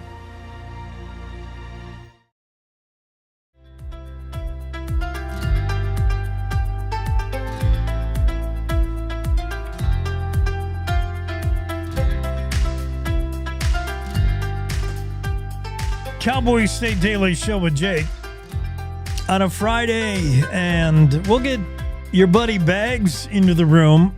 John Baggett, he's the host of the Cowboy State Daily Show weekend version on Saturdays. Tomorrow, we'll find out what Bags has got cooked up. It's always exciting. He always has some great guests on, and it's an interesting conversation. It's the version of this show, only a weekend version. More of a let your hair down, shirt untucked Saturday version of Cowboy State Daily. Well, of course, I'm always the buttoned up, weekday talking to Congresswoman Harriet Hageman kind of serious show. Never mind my digression into alligators in Florida. Yeah, Bags he really gets jiggy with it. on Saturday. So you're going to enjoy that. Cowboy State Daily Show with your buddy Bags. He'll be on in a moment.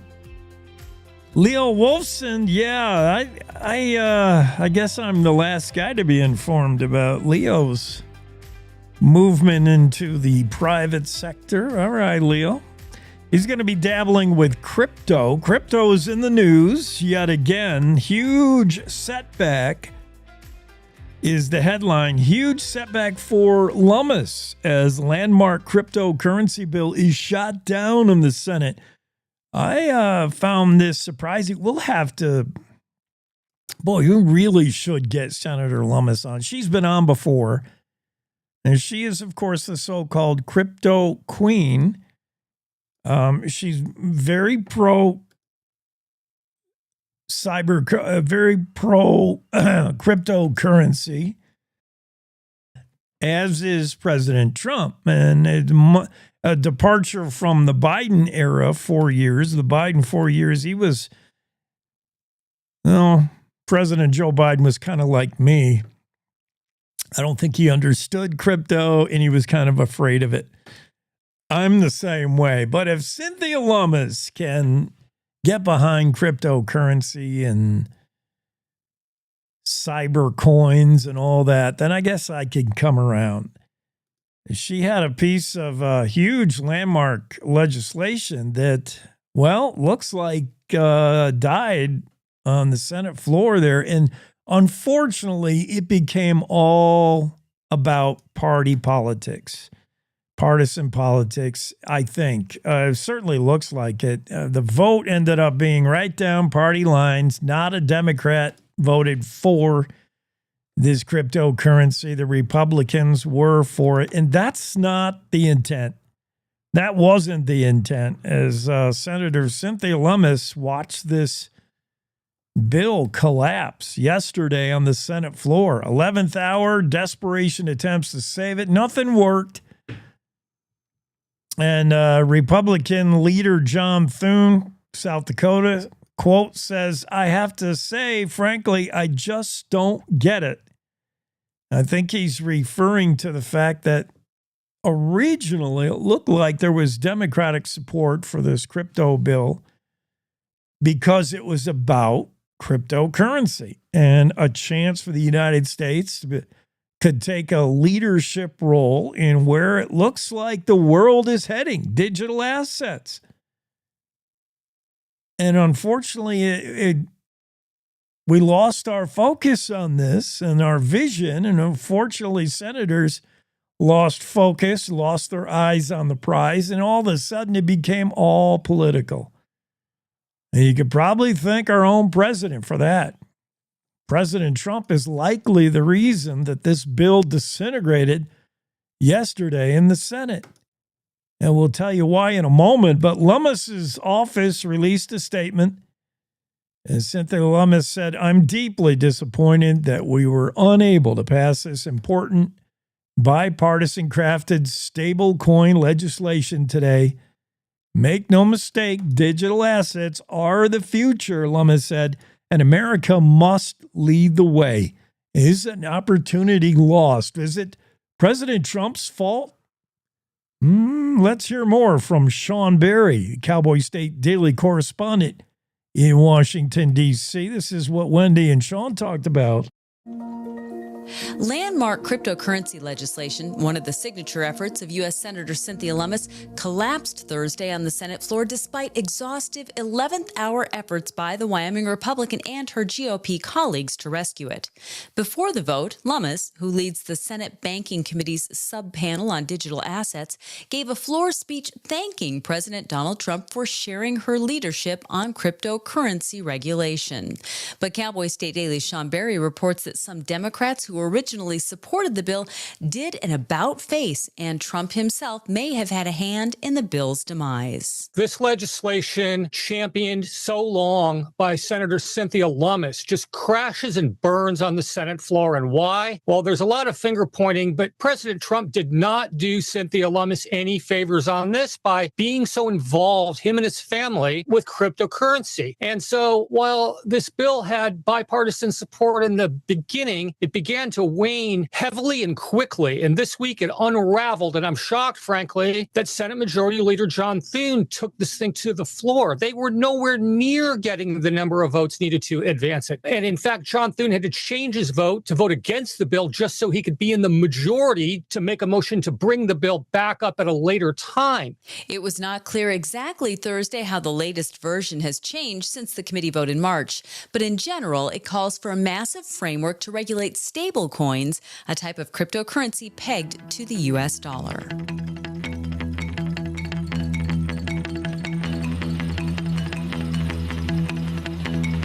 Well, an unfortunate stumble for cryptocurrency, it appears, is certainly for U.S. Senator Cynthia Lummis of Wyoming, an unfortunate stumble on the Senate floor. Yeah, it looked in the beginning like this was about cryptocurrency and stablecoin, etc., and then it quickly became about politics. And a lot of congressional Democrats spent the whole week pointing their finger right at Trump and his family's involvement in the cryptocurrency business. They accused President Trump of, among other things, self-dealing and getting rich himself off the whole cryptocurrency because largely they point to his own meme coins. He's got $ Trump coin, $ Melania coins, along with foreign investment in Trump-linked crypto trading platforms. Many Democrats just felt the president was taking advantage of cryptocurrency, and this legislation would just pave the way for him to line his pockets. It's a quote that I heard. Cynthia Lummis said, I want to make this clear. This is not a partisan issue. Unfortunately, before this week started, it looked like this would be an issue that would reach across party lines and be somewhat bipartisan support for stablecoin legislation. But in the end, that all fell apart, as you heard Sean Barry talk about for the Cowboy State Daily. Kind of a shocking turn there on the Senate floor. Today is May 9th. What things happened on this day in history? By the way, it's National Day today? I remember I looked and I thought it was, National Nurses Week. That's a good thing. Everybody needs nurses. The world needs nurses. National Nurses Week, and it's National Lost Sock Memorial Day. Well, who doesn't have one of those? You put two in the dryer and only one comes out. Where do they go? They usually hitch a ride on your bed sheets, right? And you find them later after you've already given up on them. You know, you got one sock, the other one's gone. And so you throw that sock away. Oh, now you find the pair. It's kind of the Murphy's Law of lost socks, I think. Here's what happened on this day in history, May 9th, by the way. Mostly Wyoming history, but we do diverge occasionally.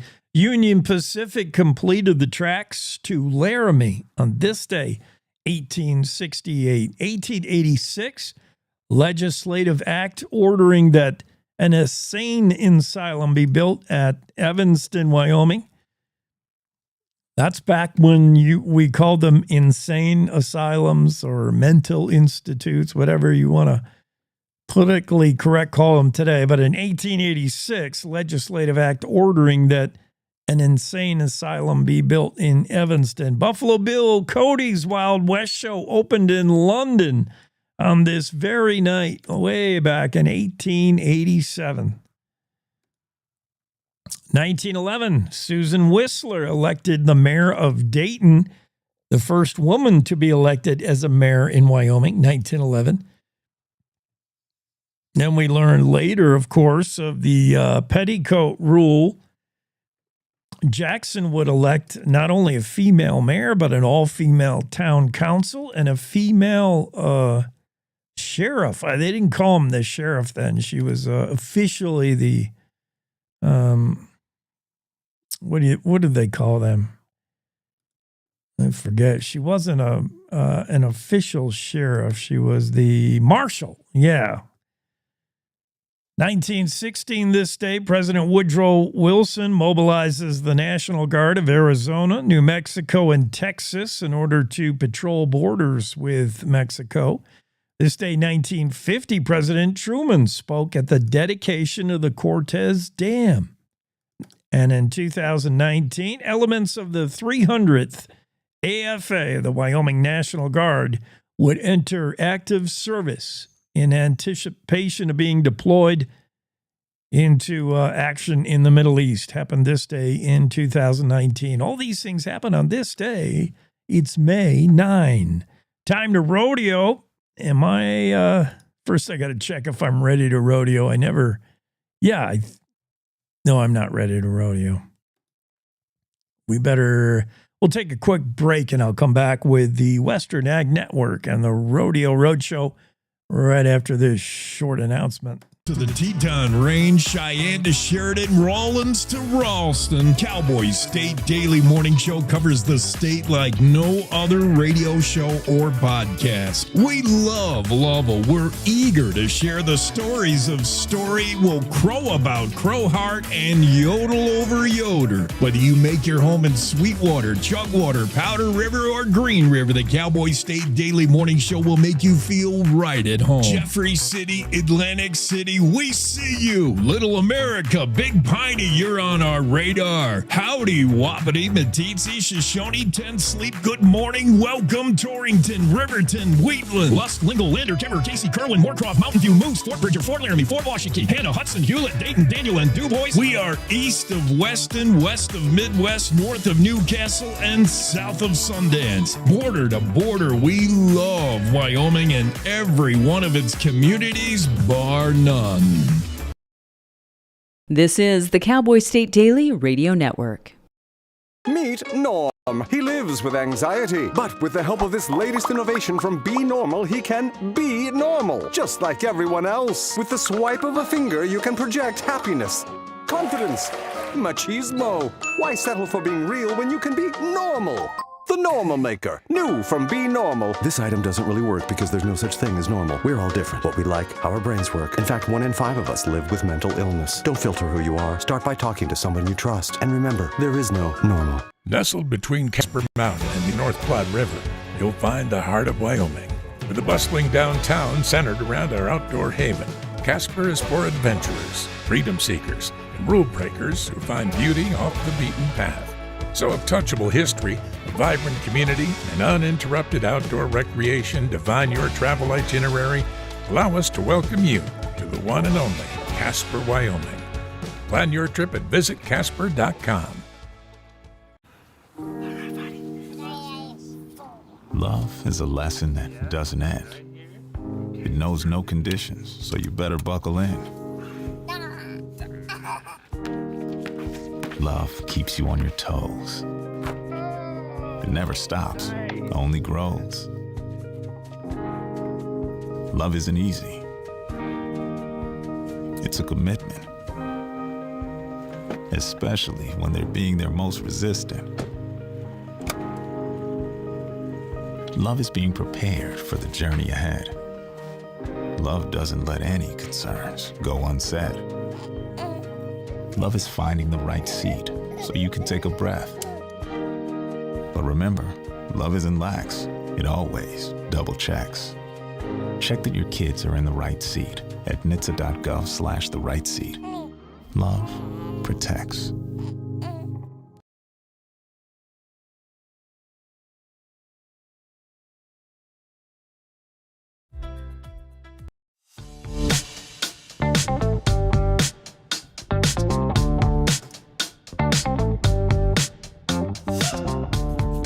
Cowboy State Daily Show with Jake in a Friday edition.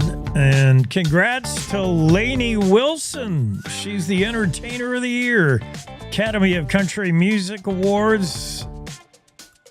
ACAs the other night. I didn't see it. 60th annual Academy of Country Music Awards. It was Lainey Wilson. That a girl. Entertainer of the Year. Ella Langley was the newcomer of the year. She won the top nominee for the Breakthrough Act, the Best New Female Artist of the Year. Her single, I love that song. It's a duet with Riley Green. You Look Like You Love Me. Great, like a throwback to classic old country back in the day. Great song. Ella Langley, I want to hear more from her. She co-wrote that and sang it with Riley Green. Great number. Way to go, Ella. Best Female Artist of the Year. Best New Male Artist, Zach Top won that. Best New Duo or Group, Red Clay Strays. Cody Johnson's single Dirt Cheap won Song of the Year. Chris Stapleton, Best Male Vocalist of the Year. Old Dominion, Best Group of the Year for the 8th year in a row, by the way. And Brooks and Dunn, yeah, they're still kicking around. They won Duo of the Year, Best Duo of the Year. Yeah, big award show. I must have missed it.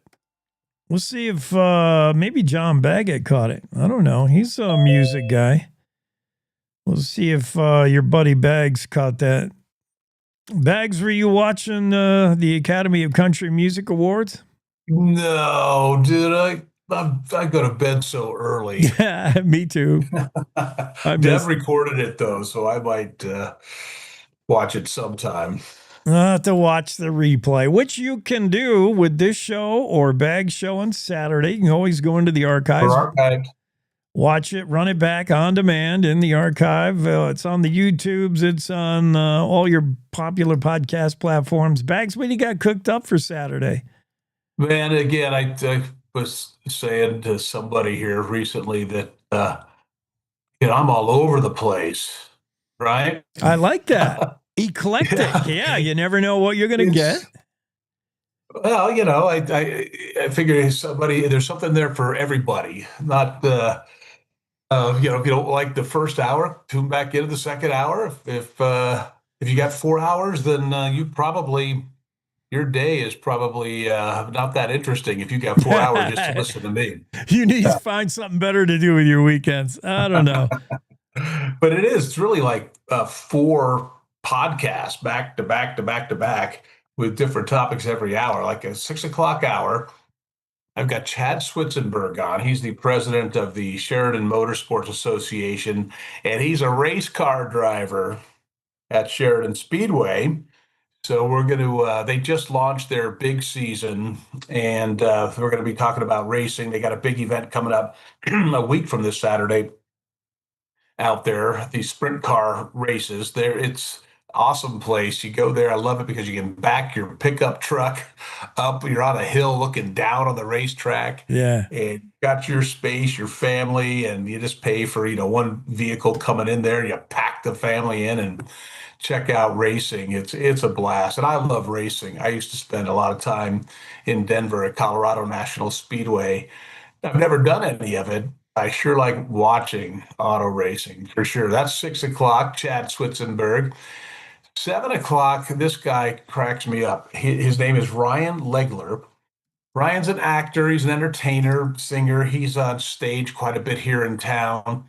Very talented person. And but he's also a stand-up comedian, Jake.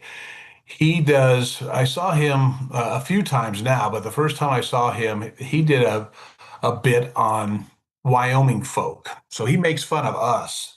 And when you hear it, it's like totally relatable stuff, talking about our one finger wave and the way we're all so polite to each other at 4-way stops, that kind of thing. He's really funny. Ryan Legler is on at 7 o'clock. I'll have him in the studio. And then in the Zoom room, this is going to be cool. In fact, this is something you might want to check out in the 8 o'clock hour. There is a radio show that's on like 58 radio stations across the country. and it's called The Teacher and the Preacher. Okay. So the teacher is, his name is Aaron Lipkin, and he's in Israel. And he has a talk show at the same time. They're obviously Zoom rooming too. And he talks to a pastor. The pastor's name is Dave McGarrah. And Dave McGarrah is going to be on the show talking about this completely unique in all of media a co-hosted show called The Teacher and the Preacher. And it's very interesting to have an Orthodox Jew in Israel talking to an evangelical Christian pastor here in the United States. And they do it every week. And it's very interesting. I listen to this show a lot. And like I said, there's nothing else like it in media. And then back to goof it off in the 9 o'clock hour, my buddy Nerf. Nerf, check out this title, Jake. He is the Region VP Events and Strategic Partnerships Program Director, Afternoon Personality, and Punk Tacos host on one of the best stations in Denver, KTCL, and 93.3 is, and like I said, I think he's the best DJ in Denver, number one.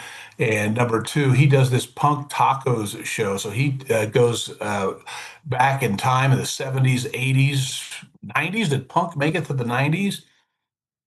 And does a show called Punk Tacos, which is also a podcast. So he's a great DJ in Denver. We're talking about the music scene there and what's going on in entertainment down in the big city. All over the place,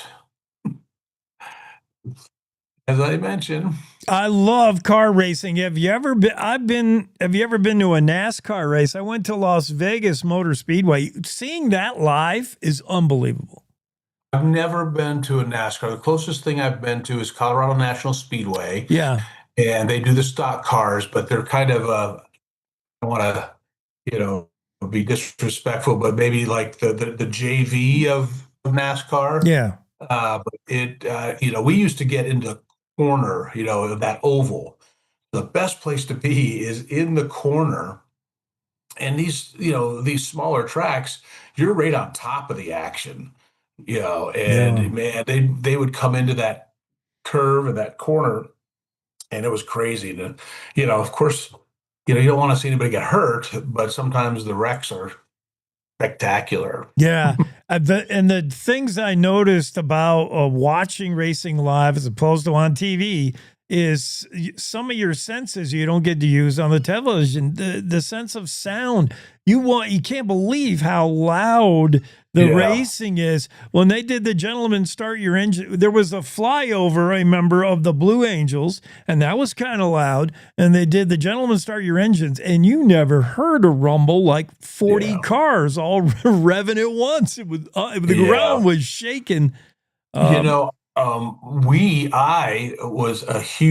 a huge fan of drag racing. Now that I have seen because Denver hosted the Mile High Nationals at Bandimere Speedway for decades. And I don't know if you heard the story, but the people that moved in up there near Bandimere Speedway, which is right there, the entrance to Morrison, Colorado, which is right next to Red Rocks, built these houses. The Speedway had been there since the 50s.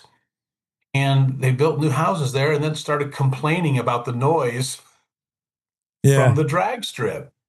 And so the Bandimeres, the family, pulled up roots. And from what I understand, I hope this is true, that they're building a new Bandimere Speedway east of Denver, up there towards the airport. But I mean, like, come on, man. I mean, you knew it was there and you could hear it. Every Saturday you would hear those, but the power, the noise, the incredible, I mean, somebody who'd never been to a drag race before, you would see them. They didn't have earplugs. They didn't have headphones. And so I would just look right at them when that first funny car lit up and the noise that it made. That's half the fun for me. Watching car racing is so cool. They're going to be car racing in Sheridan, and you're going to have a guest on in the first hours tomorrow, Saturday. He's the big boss there at the Speedway, and he's a racer himself. So we'll talk about that amongst all those other things.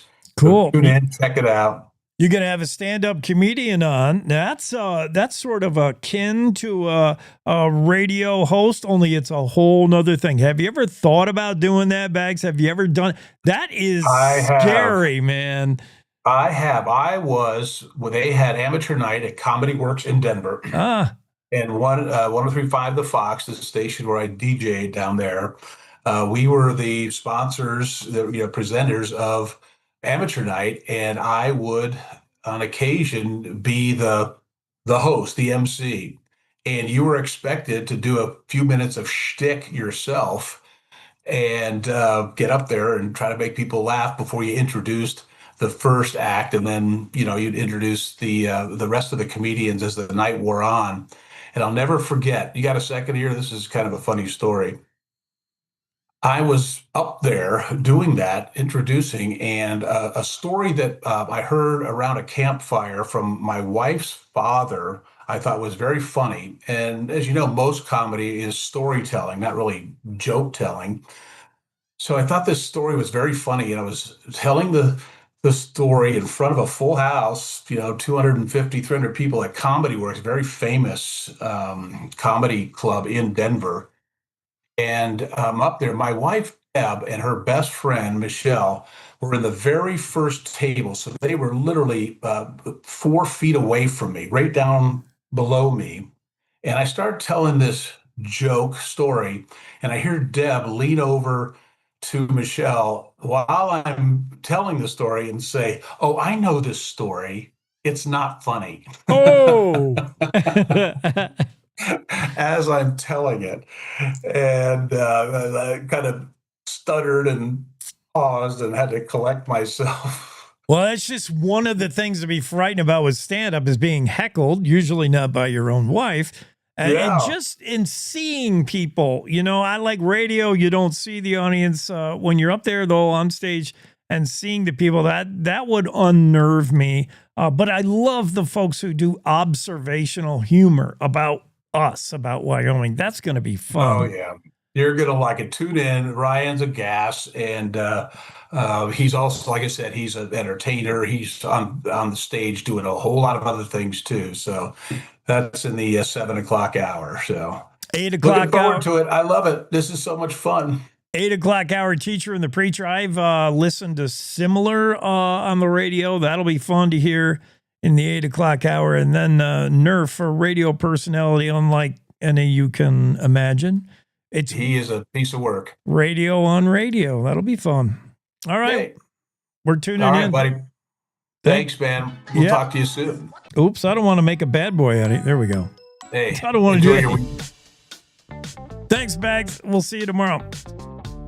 Cowboy State Daily Show with Jake, and the weekend version is with John Baggett on all these same channels, outlets, and streams. Check him out Saturday, 6 o'clock. He's got a lot going on.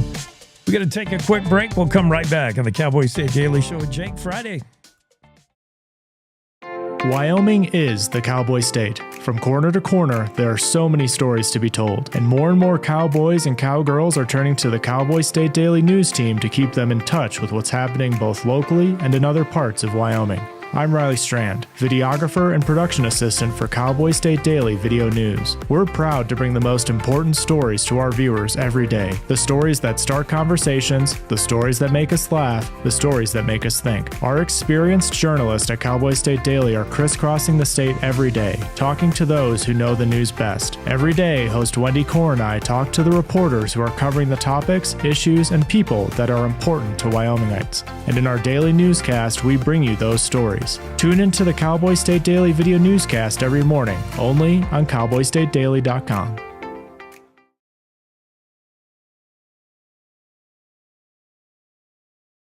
You're listening to the Cowboy State Daily Radio Network. Wyoming is a place of unlimited potential, a place that inspires us to dream.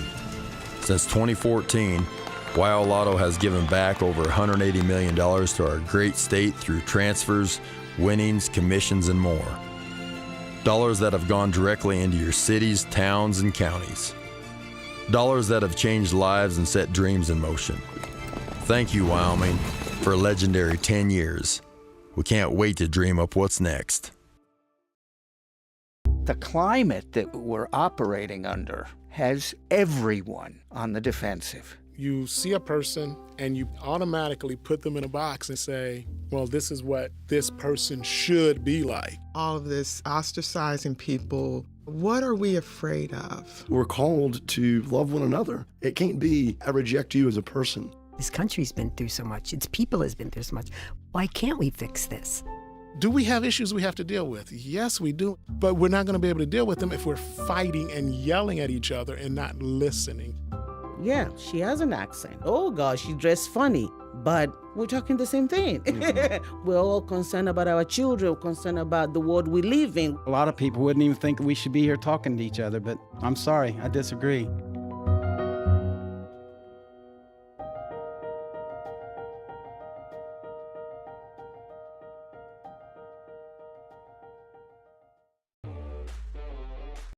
Year after year, we continue to serve new neighbors across our state. For over 40 years, our trust and wealth management services have grown our roots in Casper. And now we're excited to have offices in 3 Wyoming cities. We're here to help you achieve your financial goals and provide the kind of service that you expect from a Wyoming business. Because at Hilltop Bank, community means Wyoming.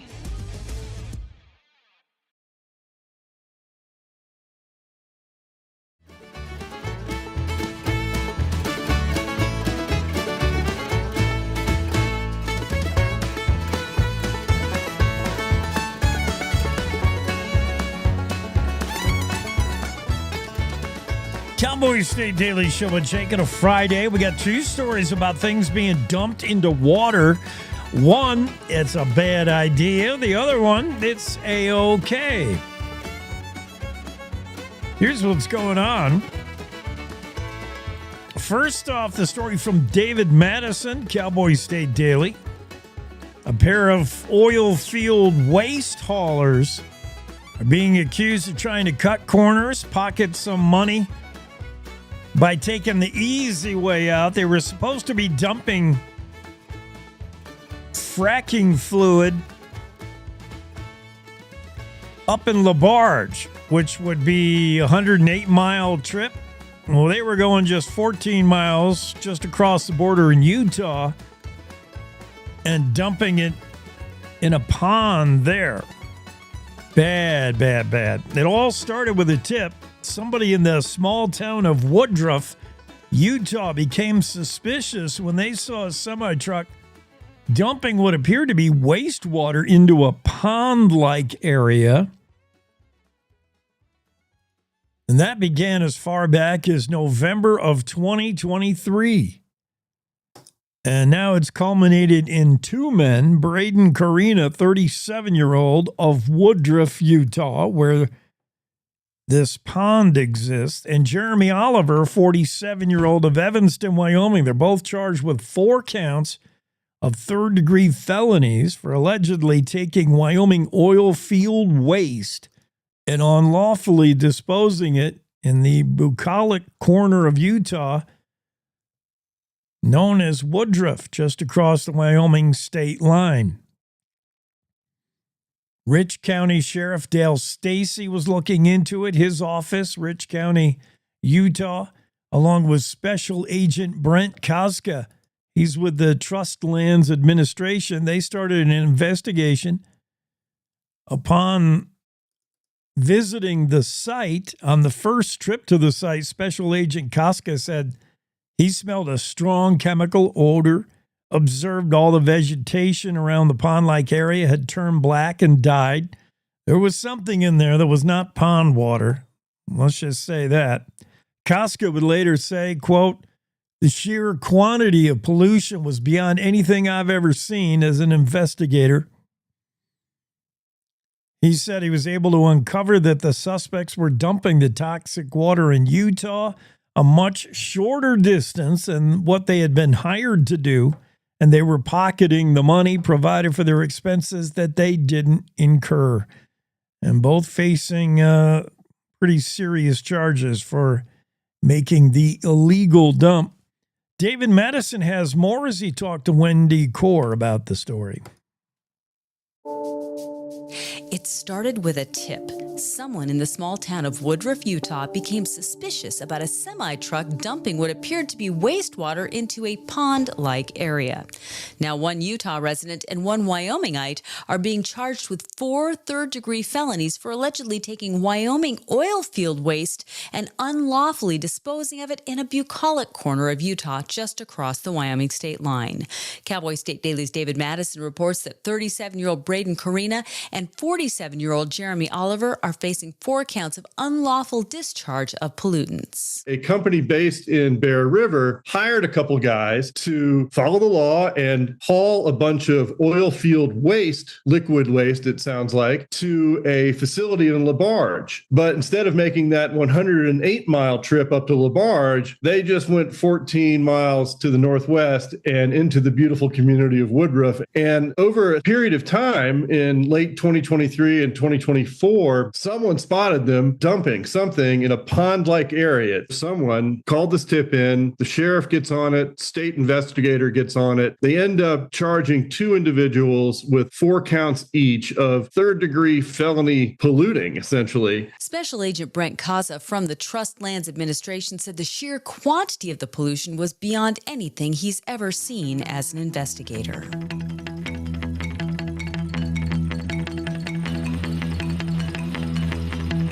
Naughty, naughty. Yeah, see something, say something. I like that we caught these 2 guys. I'm not sure. Let me look at the map again. I heard David Madison talking about the short trip northwest into Utah. That would have been south, not north, right? At any rate, instead of the 108-mile trip, they thought it would be a lot easier to make the 14 miles.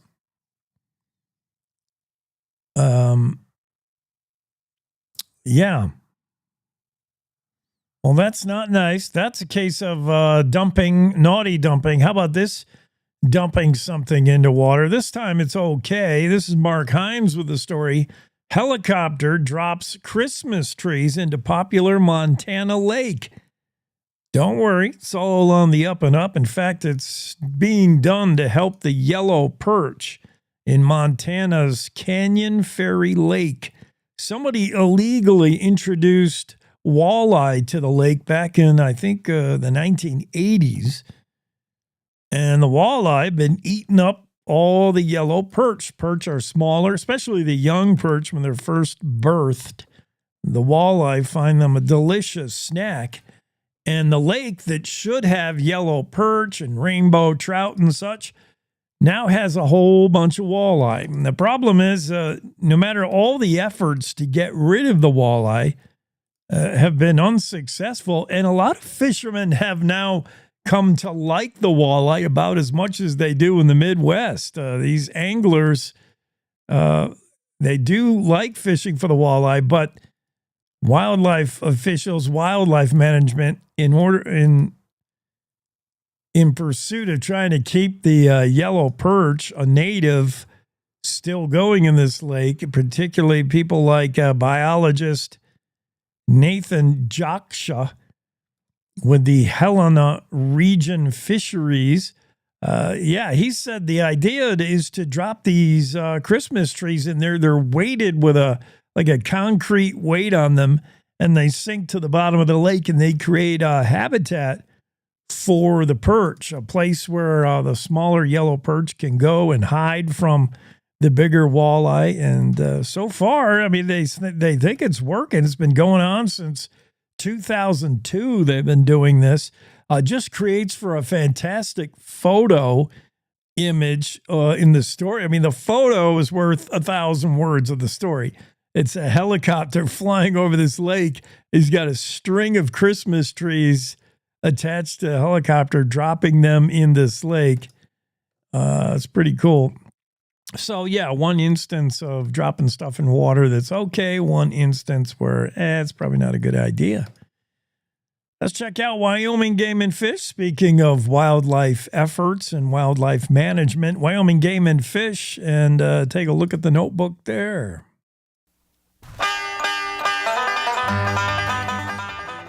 An updated guide for landowners on fences and wildlife is now available. That's next on The Wyoming Outdoorsman. I'm Ray Hageman. In cooperation with partner agencies, nonprofit organizations, and conservation groups, the Wyoming Game and Fish Department has published the third edition of the Wyoming Landowner's Guide to Fences and Wildlife. It's a comprehensive guide to wildlife-friendly fencing solutions and resources. Copies of the fencing guide are available for free at Game and Fish regional offices, as well as through various partners throughout the state. While fences are a common sight across the state, interactions of wildlife with fences can be complex and have a substantial effect on wildlife movement, including seasonal migrations and access to food and water. Game and Fish has partnered with a growing number of government and nonprofit organizations statewide to improve fencing for wildlife while assisting private landowners and livestock producers. These landowners have also provided feedback and requested more resources on wildlife-friendly fencing improvements. Jill Randall, Wyoming Game and Fish Department Migration Coordinator, says we have had unprecedented interest from our landowners to implement wildlife-friendly fence modification projects throughout the state. She says this updated fencing guide is the result of that interest, and we are excited to partner with a growing number of people that are interested in this program to help find win-win solutions for landowners and wildlife managers. First published back in 2012, the 2025 update marks the third edition of the fencing guide, reflecting the department's ongoing commitment to coexistence between agriculture and wildlife. The revised guide features the latest information on fence designs that minimize wildlife entanglement and obstruction, including advancements in materials and construction. The goal is a forward-looking resource supporting both productive working lands and thriving wildlife populations. Physical copies of the book are available on a first-come, first-served basis. Downloadable electronic copies, though, are available by going to the Wyoming Game and Fish Department website. The Wyoming Outdoorsman is a program produced by the Wyoming Game and Fish Department. Thanks for listening. I'm Ray Hageman.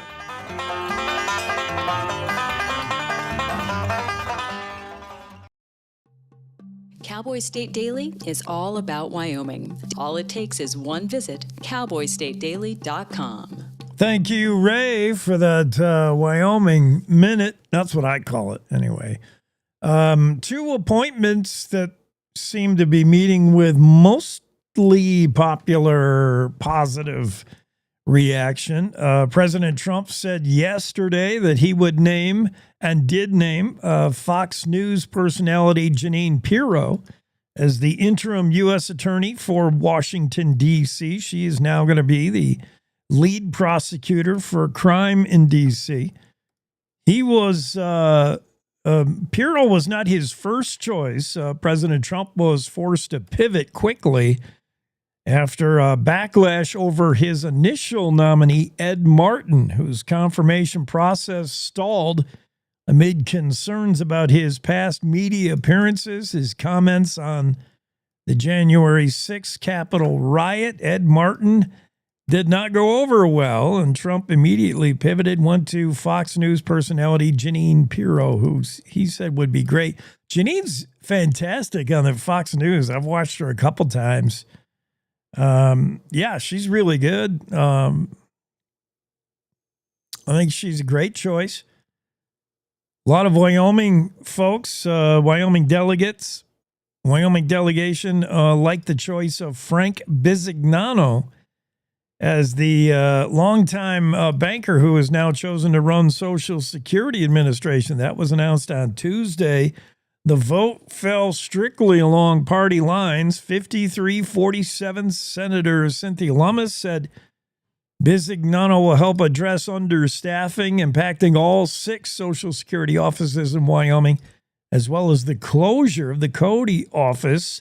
Social Security not in the most healthiest state of being right now, and hopefully longtime banker Frank Bisignano can head Social Security in the right direction. Wyoming lawmakers, Barrasso, Lummis, Hageman, all in support of Bisignano's confirmation to head the Social Security Administration. This story from Claire McFarland. The feds don't believe that the cop killer's mom, when she said her son stole the guns from her, they still believe that cop killer, and by the way, the cop we're talking about is Sheridan Police Sergeant Nevada Krinke. He was fatally killed for February 13th, 2024. After nearly 2 days, a dramatic police standoff. The cop killer, William Lowry, 46-year-old, was killed. Lowry was a convicted felon, which prohibited him from even having guns, certainly couldn't purchase his own. Then how did he get the firearm that he would use to kill Police Sergeant Nevada Krinke of the Sheridan Police Department? He got it from his mother, and now his mother, Eileen Hurley, faces 4 felonies for allegations she bought guns for her son, 3 of them, in fact. And she says, she makes the claim now that the son was always stealing things from her, and if the son stole the guns, the feds don't believe it for a minute. Claire McFarland talked about this story with Wendy Core. A federal prosecutor on Wednesday voiced skepticism of a Wyoming woman's claims that her son stole her guns before fatally shooting a Sheridan police sergeant, then launching a 2-day standoff that culminated in his own shooting death in February 2024. Cowboy State Daily's Claire McFarland reports that Eileen Hurley faces 4 felonies in the U.S. District Court for Wyoming on allegations that she bought 3 guns for her son, 46-year-old William Lowry, who was a convicted felon and prohibited from having guns. This is a big argument about whether the prosecution has to hand over data on 10 more guns, who owned them, where they came from, to the defense of Eileen Hurley. Basically, the prosecutor is saying, whoa, the government's theory is that she bought them for him or gave them to him. Her saying, oh, he stole them. Well, the prosecutor is basically saying, this looks like a new theory to us. And also, our evidence on these guns isn't material to you since no one reported them stolen. Lowry went on to fatally shoot Sheridan Police Sergeant Nevada Krinke on February 13th, 2024. He hid in a local woman's house for nearly 2 days during a dramatic police standoff and was ultimately shot by law enforcement while trying to flee.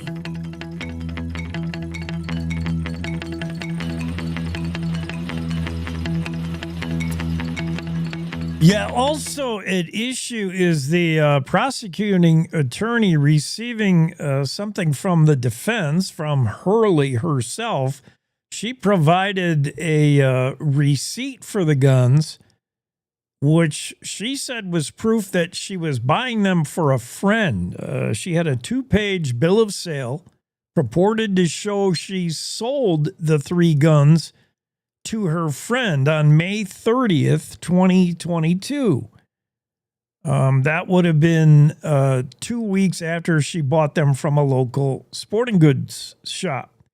The prosecuting attorney countered, writing, the problem with this story is the friend she claimed to have sold the guns to died April 2022, a month before the defendant originally purchased the guns, making the alleged transfer of the weapons on May 30th an impossibility. We'll keep an eye on this ensuing trial. You know, Claire McFarland is going to be following this to its conclusion, but hopefully we never lose sight of the point. We never lose sight of the heart of the matter, that Sergeant Nevada Krinke still in our hearts. That police officer killed in that Sheridan incident goes back February of 2024. Just horrific whenever you lose law enforcement during the course of them doing their job. It's often a thankless job and a dangerous job. Andrew Rossi's story about Cassie's still up for sale. I think we knew this restaurant, this beloved restaurant in Cody, would be hitting the market, and now we find out it is. It still is. The 92-year-old steakhouse with a little bit of history to it. There was times where it was reportedly used as a house of ill repute, a home for prostitutes. Cassie's Supper Club, famed restaurant, almost 100 years old, is for sale. Andrew Russ has the story in the Cowboy State Daily. Listed at $1.7 million, actually a shade below that. A chance to own a piece of history in Cody. It's been closed for a little while now, and I know a lot of folks miss it. I've been there a few times. Great restaurant. Would love to see it come back to life and be reopened by somebody. I think that would be a pretty good idea for everybody. Definitely for folks in Cody.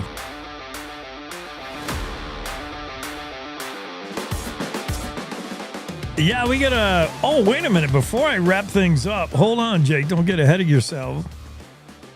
I did want to share this story from Wyoming Game and Fish. Flaming Gorge Reservoir is currently being dumped. Oh, this is on the topic of dumping things in water. I can't believe I missed an opportunity like this. Shore anglers at Flaming Gorge Reservoir are enjoying some great fishing conditions right now, because this is the time of year that they stock Flaming Gorge. From now through, most of mid-May, Game and Fish is stocking Flaming Gorge Reservoir with great cutthroat trout. So now is the time not to go catch those cutthroat, but to go get lake trout, because the stocking of Flaming Gorge Reservoir attracts big lake trout. Some of them, 28 inches or more. There's no limit, no regulation, no unlimited harvest of lake trout under 28 inches. So anglers, get out there on Flaming Gorge Reservoir and get your lake trout, because they're attracted to go eat cutthroat, and they shouldn't be doing that. So, fishing's never been better than it is now on the Flaming Gorge Reservoir. That news from the Wyoming Game and Fish Department. That's going to wrap us up for Friday, and we're into the weekend now. Y'all have a great weekend. We'll see you Monday on the Cowboy State Daily Show with Jake. Good morning. This is the Cowboy State Daily Morning Show with Jake. The new way Wyoming wakes up.